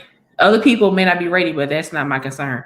You know, we're not ready. And that's very troublesome, because when people were doing different things, helping each other out and stuff, like non-Black people, I'm seeing them doing things. I'm like, what are we doing? I'm looking at us. We all here doing the TikTok and the Megan the male horse and, you know, Cardi B or whatever, and you know, trying to live our best life on Love and Hip Hop. I was like, what? Are you gonna go down with the shit? Like, you know, watching Love and Hip Hop and popping it, you know, with the WAP and all that. I'm like, what is this? You know, I'm trying to be so critical of Black people, but I'm looking like, what are we adults? Like, what is this? And meanwhile, everybody else is just moving along. It's you know, if I have to leave with anything, I would say, you know, it's the whole story of the grasshopper and the ant. You know, consistently that I see that paradigm working out over and over, like not in a good way, not in our favor, where Black people consistently want to be this grasshopper. I'm just gonna hop around in the field, have a good time, yay!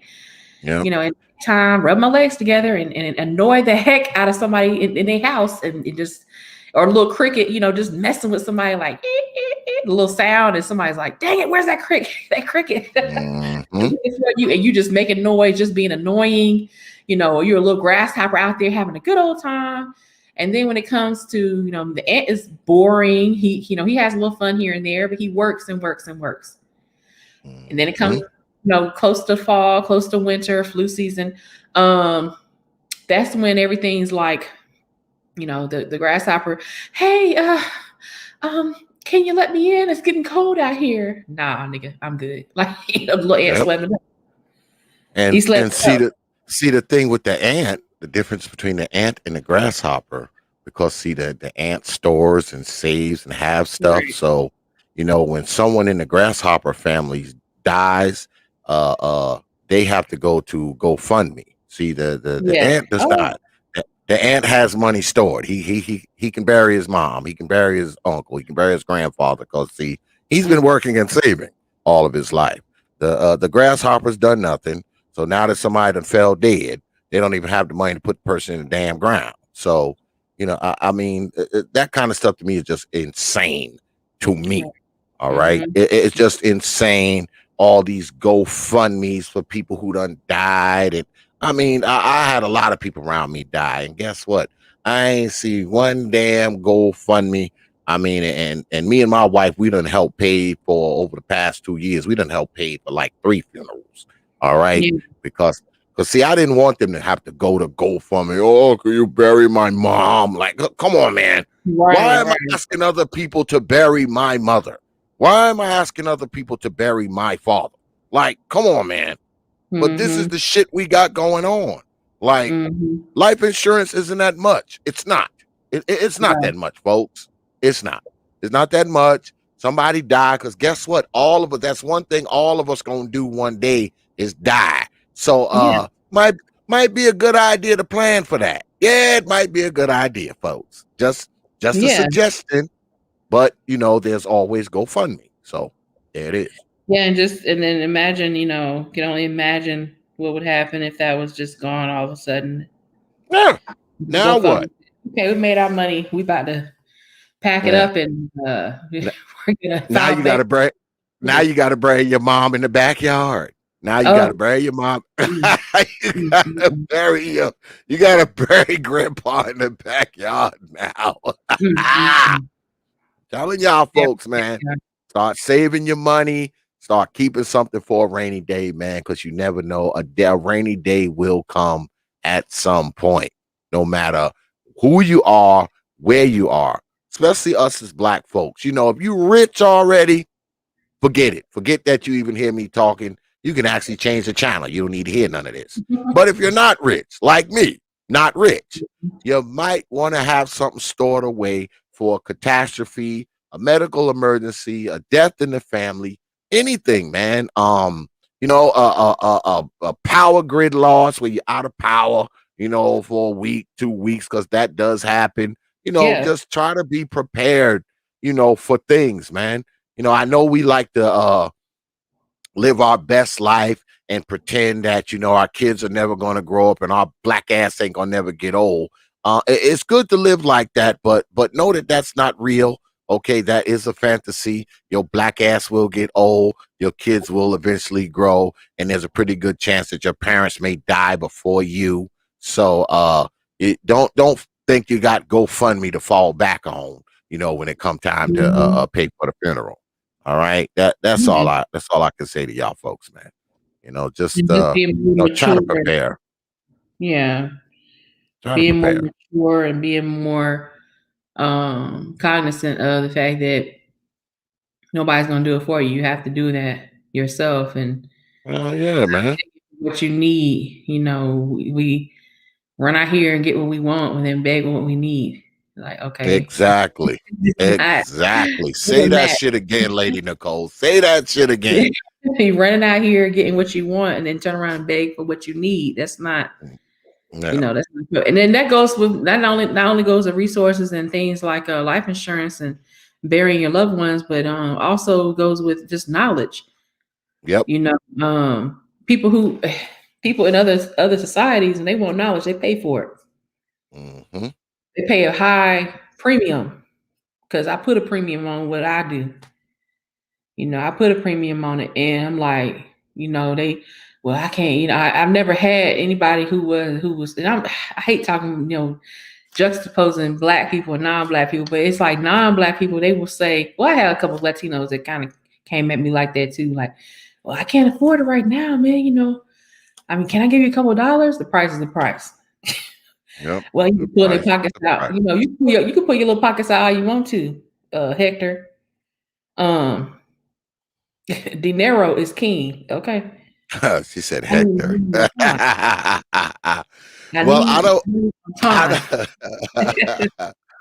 don't want to keep you much longer, but I do want to ask you this final question, Lady Nikole. Well, first, I want to ask you, because I know you are with child. Yes. So I'm not going to be able to get you back soon, but will you come back at some point? Yes. Okay.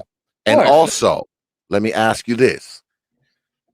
Should we, as Black folks, should we take this shot? Now, I done already took it, so it's like, it's not even like you talking to me as I already did it.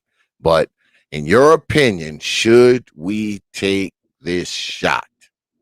Gonna put you on a hot seat again. I can't give a direct yes or no answer because it's nuances to people's health and lifestyles. So I say no, I could be 100% wrong. If I say yes, I could be 100% wrong. I can't give that like yes or no. I would say if it were me, I would weigh my options and see, you know, everybody knows what they do. You might act like you work out every day. You know, you're going to McDonald's. You know, you're going to RB, stop playing. You know, you out here messing up a little bit here and there. You know, you should know your background, your health background. So I was saying earlier in the stream, you know, get that checkup before it's best. I don't know if they're saying that on news, but that's what we suggest to each other is to get a full medical history workup on yourself before you get the vaccine to protect yourself if you're going to do that. If you're going to get the vaccine, even if you're not, you still need to be checked out to see what's going on with you in case you become infected. If you decide not to take the vaccine, at least you'll have an idea, okay, you know what, I do have these issues going on. But I can't tell if like people straight out like, yeah, you should take it or no, you shouldn't take it. That's really up to you. It's also up to your family members because being open with your family members, if you decide to take a vaccine, be open with your family members on which one you're taking too. Because you need to know if you have Pfizer and they get Moderna. If you get Pfizer, your wife gets Moderna, your son gets, AstraZeneca, your daughter gets something. You need to know that Johnson & Johnson, like you got all 4 different vaccines in one household. Y'all need to know that. Or if everybody except you gets Pfizer, you don't get anything. You need to know, like, you need to let them know, hey, I don't have it. Make arrangements. Like maybe you need to make sure that you're somewhere else during that time for at least a week or something, if that's what you feel you need to do while they are dealing with the vaccine, because they could have symptoms and stuff that make you sick. You never know. Just to be precautious. I think that's more important, is to be precautious and to please read on these things and know what it is you're getting into, and know how this vaccine works, what it's doing, what it's designed to do. And don't be afraid to speak up if you have any kind of symptoms. If you get it, don't be afraid to speak up and say, hey, I have these problems going on, this and that. Don't sit there and be like, well, I got some, I got like breathing issues at dinner time, and then go take a shower, go to bed. Don't do that. You got these breathing issues. No, don't do that. If you have gotten the vaccine, if it's a day later, a week later, 3 weeks later, a month later, 5 months, whatever it is, I don't care. I would take precautions up to a year after getting the vaccine, because of the type of vaccine it is, Pfizer at least. I would be like, let me not go to bed right now. If you have shortness of breath, you got a lot of a headache that won't go away after like 2 days. You having issues with your arms, your extremities, your hands, and your feet, issues with your neck as far as circulation or stiffness in the neck, take yourself to the urgent care or ER, or you need to go if you have the vaccine, if you decide to take it. But I can't just come out and give, because I know y'all ain't about to sue me. Because there's 4, right? There's Pfizer, Moderna, AstraZeneca, and Johnson & Johnson. Those are the 4 that are on the market now, right? Yeah. Mm-hmm. In the United States, yes. Mm-hmm. Well, I'm the Pfizer guinea pig, y'all. So long as y'all see me up here live, y'all can kind of use me as like a gauge, like, oh shit, X still alive, so it might be all right. You're gonna be all right. You're gonna be okay. You don't have any kind of issues with your coloration or your talking, nothing. your speaking, nothing. Nope. Yeah. I feel like I always feel. I've been working, smoking cigars as usual, drinking beer, doing all the shit I normally do. I mean, I don't feel anything. I mean, everything so far so good. So far so good. But it's only been 3 days. I got it Monday morning. So it's only been 3 days. I'm supposed to go to Florida Saturday. I'm going to Florida. We're going to be down there for about maybe 4 or 5 days. And I was telling them when I was there, when I was making the appointment, I was like, well, I'm supposed to go to Florida. So, I get down there because Florida's kind of a hot spot as well. And they told me, they was like, well, you'll be fine. You'll have a level of protection. They was just like, continue doing what you're doing, wear your mask, and all that kind of stuff, wash your hands, all that kind of stuff. It should be fine, because I did test negative for it when I got tested. So I didn't have it. I went and I got the shot the day I was supposed to get it. And that's it. Like I said, I had that little twinge of a headache. It lasted maybe 15, 20 minutes and it was over. And I just went on about my day and been doing that for the past 3 days. Nothing. I didn't even have any swelling like where they hit me with the needle. I didn't even have that. So. Oh yeah, you're good. Yeah, because so far so good. That's one of the things, and that indicates a lot of just fluid retention in that area, inflammation in that area. Usually, it's like redness, tender. Swelling. You didn't have any of that, so you might be okay, like with nothing like going on, because they need to know that too. Like, it's not just for you to know, when it comes to the vaccine. And that's another thing I don't think they're saying on the news. They just report numbers and stuff. But you have to if something like what you just said with that little slight headache.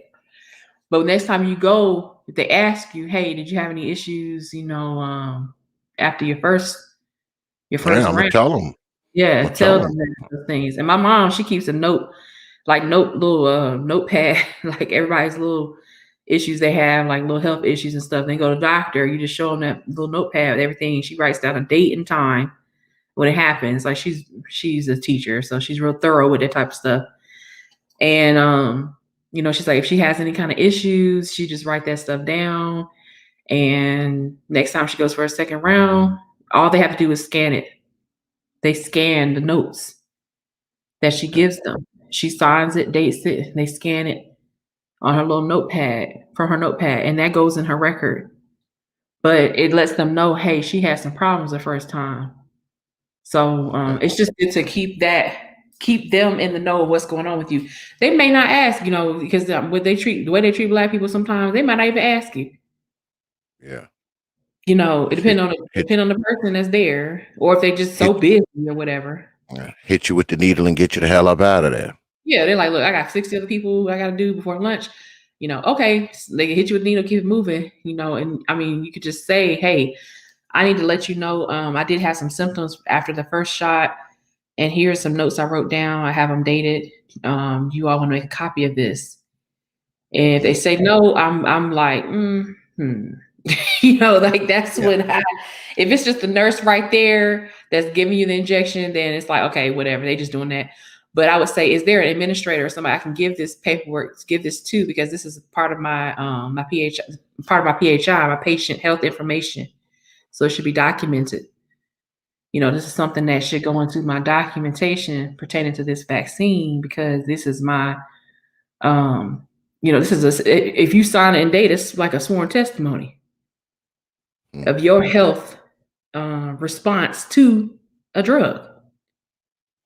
And if there's an administrator that doesn't want the information, I don't know about that administrator. That's like your job to make sure that this stuff, that a patient's report is thorough and complete. That's it's a suggestion. Some people may take heed to that. Some may not. I know I will. Like, I'll be like, hey, I got some notes I want to give you, and I'll make sure I'll just bring my calendar. And on my calendar, in my little calendar I keep in my purse, like a little book, I just have it written down in there. And at the time of when I had this issue or that issue or whatever. So they will know, like, hey, she's very thorough. And people may say, oh, that's kind of being annoying to them. Like, no, it's your health. It's not their health. They're not going to ask you all the time. It's not their responsibility to make sure that you give them information about you. They don't go home with you. Yeah. Once you leave the door, you're no longer their responsibility under the law. And there it is. When you come in, you're under their custody under law. When you leave, you're not. And there it is, folks. You heard it from Lady Nikole. Once again, Lady Nikole, I appreciate you coming through, spending some time with us as always. I guess I'll be hitting you up in a few months or something like that, after labor and delivery or something like that. But after labor and delivery. Right. And congratulations on the new child, the new addition to the family, I should say. And as always, I appreciate your skill and knowledge, Lady Nikole. And I'm gonna get you back in here soon, because I don't think this Ask the Doc series is going anywhere. The next time you come, we might be talking about people who died from the shot. So I appreciate you coming through, Lady Nikole, as always. Any parting shots before we get out of here? Oh, I just want to say thank you, X, for having me up here again. I look forward to coming back up here. Everybody hopefully in the chat was listening. Hopefully they know to read by now. Just keep us abreast of the information. But yeah, I'll definitely come back. Thank you for the opportunity again. I appreciate it. Absolutely. Y'all get on down there, man, and check out Lady Nicole's channel. I don't know if she's doing too much down there now because she's like pregnant. Yeah, she's pregnant, y'all. So I don't know if she's doing too much down there, but get on down there and check out because she's got a lot of material that she's already done. So y'all can kind of go down there and check her out and catch up on what she's been doing down there, folks. All right. Lady Nikole, peace. I appreciate you, and I can't wait to get you back up here. All right. Peace, X. Have a good evening. All right. Take it easy. Peace. Yeah, folks, we're gonna go ahead and close it out. Good conversation with Lady Nikole, as always. She comes up here and she drops her scientific knowledge on us. If you came into the stream late, you might want to go ahead and rewind it and check out what Lady Nikole was saying. She answered questions like she always does when she comes here. Yeah, so I'm gonna say this and close it, man. Like me and Lady Nikole talked about, man, this COVID thing is real, man. And I don't just say it, because people in my family had it. I know people who have it. And I spoke to y'all earlier, man. I was telling y'all about brother George Macon. All right. Him and his whole family has it. So this shit's real, man. It's real.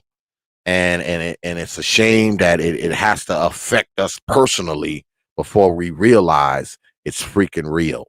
I mean, there's quite a few people who have come down with it. People notable people that you know of right here on freaking YouTube have come down with it, man. Some people had some really severe cases. All right. One brother on here, his father died from it. So take this shit seriously, man. It's I mean, regardless of anything else, I know some of y'all may be conspiracy theorists, or you think it's the government, or you think it's 5G, or they spraying it from planes and helicopters and all that kind of stuff. That being the case, do what you need to do to protect yourself, man. Do what you need to do. If you ain't going to do it for yourself, do it for your family. Do it for your children. Do it for your wife. Do it for your husband. Do it for your grandbabies, man. Do it for the people who are around you, man.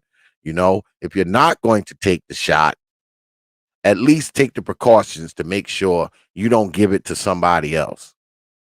Take the precautions to make sure you don't catch it in the first place. At least take those precautions, man, if nothing else. What's the worst case scenario? If you're taking precautions, you don't have to worry about catching it. What's the worst that can happen? What's the worst that can happen if you're taking the proper precautions? So, just think about that, man. And, hopefully, because I want y'all to be safe, man, because I want to look up and I want to see all of you good folks that's out there now. I want to continue to see you out there. All right. I want to continue to see you out there. All you folks that hang out in here, I want to continue to see your black asses in there. All right. It would fuck with me to hear that somebody got affected with that shit and died. I mean, when I saw the thing with Brother Macon, man, that shit fucked with me. I like Brother Macon. All right. I like him. That shit fucked with me. That's why I'm talking about it, man. Because you got so many people saying that this shit ain't real, man. It is real. You think that man making that shit up? But once again, man, y'all get on down there, man, and show Brother Macon some love, man, because, him and his family done got this shit, man, and, they need us to be pulling for him right now. Even if you don't like him, forget about that right now until he get better. All right, when he get better, you can go back to hating on him. All right? All right, Nick Rose. Once again, thanks to Lady Nikole for coming through. And I want to thank all of y'all, man. The good people that hang out there as always, and the good people who hang out in here as always, man. I appreciate all of y'all, man. I appreciate the cash apps. I appreciate the super chats and all of that. I don't take y'all lightly, man. I never have, and I never freaking will. Do you understand that? I don't take y'all lightly, man. I never have. I never will. The way y'all support this channel, man, I'm going to keep on pumping them out and look forward, man. The Ask the Doc series is back, and I got a few new doctors that I'll be bringing to y'all. Some you're familiar with, some you won't be, and have those questions ready, man, because when they come up here, that's what they here for. Ergo the name, Ask the Doc. All right.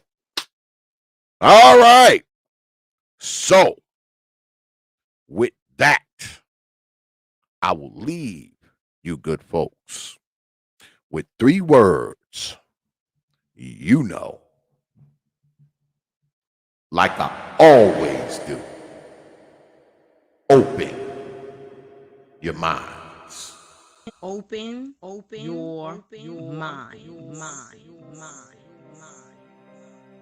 The good doctor is in the house.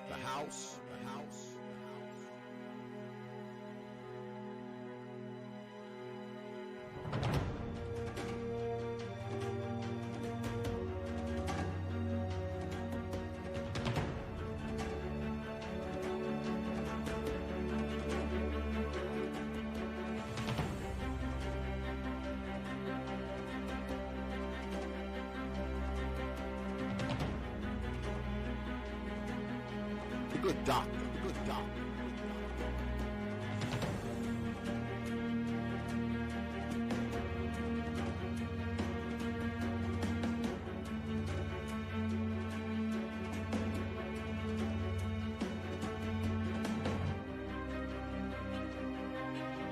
Open your mind.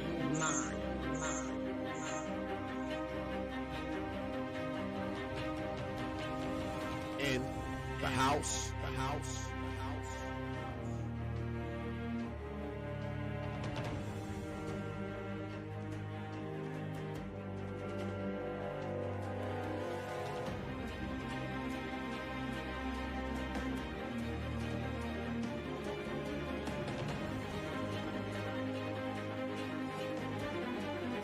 The good doctor in the house.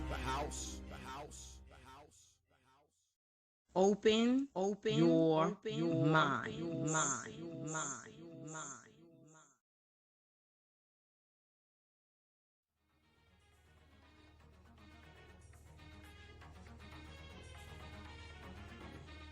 Only from T.P.O.T. Media. Open your mind.